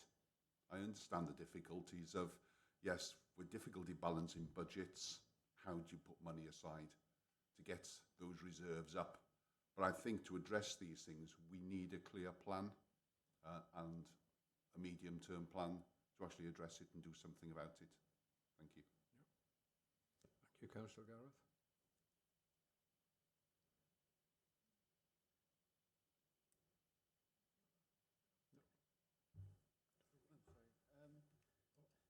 Yeah, I think just coming back on the point about reserves, I guess, you know, as you say, Councillor Gareth, it's a well-trodden debate, isn't it? Certainly as part of the budget setting process, I made recommendations within the report, the budget setting report, about how we could seek to build reserves. But obviously, given the incredibly challenging position that we're in, members in setting the balanced budget weren't able to make that contribution in terms of a permanent budget provision. I think, however, there will be opportunity, obviously subject to other variables in the year, to put one-off monies aside into reserves in 25-26 because of we built in the full cost of debt, which won't all come to fruition. But yeah, I absolutely agree with you in the context of us needing to have those plans. I think on the positive, albeit it maybe doesn't feel that, I think we have been successful, however, in at least not eroding reserves further. You know, I think members in the last 3 years in being faced to make very tough choices around council tax could have taken what one might call an easier option and put reserves into balance the budget, as many other local authorities have done. You know, members have chosen not to do that, and in doing so has protected reserves. So whilst I appreciate we've not yet built them, we have at least sought to protect them from being further eroded. Yeah, no doubt it's a debate we'll need to continue, because as I say, I don't fundamentally in any way, shape or form disagree with you. It's just the reality of how you do it in such incredibly challenging times. Thank you, Amanda. Nigel, do you have a question? Yeah, thank you, Chair. And I'd support Gareth Jones' comments in relation to the future. The question I have, and Yola may need to go and come back outside of the meeting here. Some time ago, Audit Wales produced a report roughly titled Cracks in the Foundations. It was fundamentally a report about building control capacity and competency, but it did link into the concrete cancer debate and discussions. It will have picked up on the Grenfell Tower issues. The reason I'm raising that is that BBC Wales in the spring of this year produced an investigative documentary about land contamination across North Wales, including areas very close to Conwy.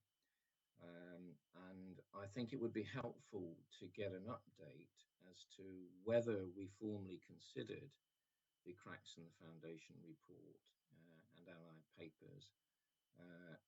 And secondly, if we did, where we've got to on that, because I wonder if this is an area that potentially we might want to flag to scrutiny in order to review and take further research on going forward, Chair. Thank you. Thank you, Nigel. Thank you, Nigel. I'm aware that paper has an action plan that we're currently still monitoring. So I'm assuming, therefore, that it has been through the democratic process, i.e. it's been reported to scrutiny and to governance and audit previously. There will be an update on the compliance against that action plan coming to June's Governance and Audit Committee as well. Don't know if that helps.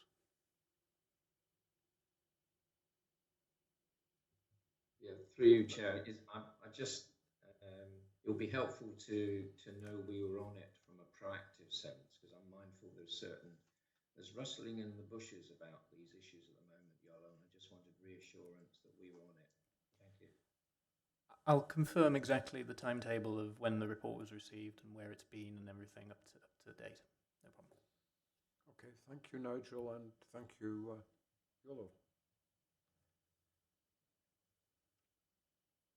No other questions?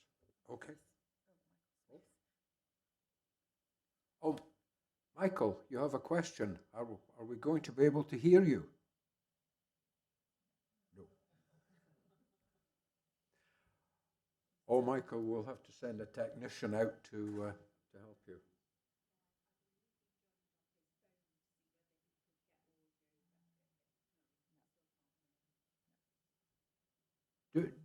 Do you want to send your question to Sally again through the chat system?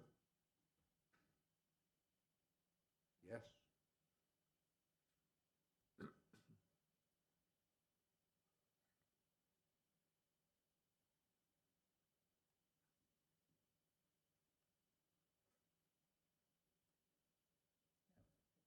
No.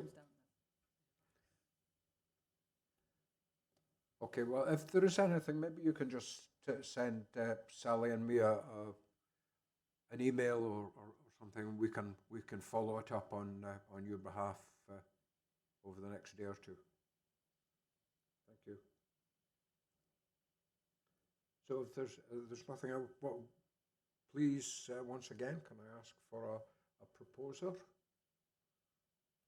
Councillor Stephen, thank you, and a seconder, please. Councillor Andrew, thank you very much. And for the last time today, I'm asking for the vote to begin. And so remotely. I think, can we close the vote now, please?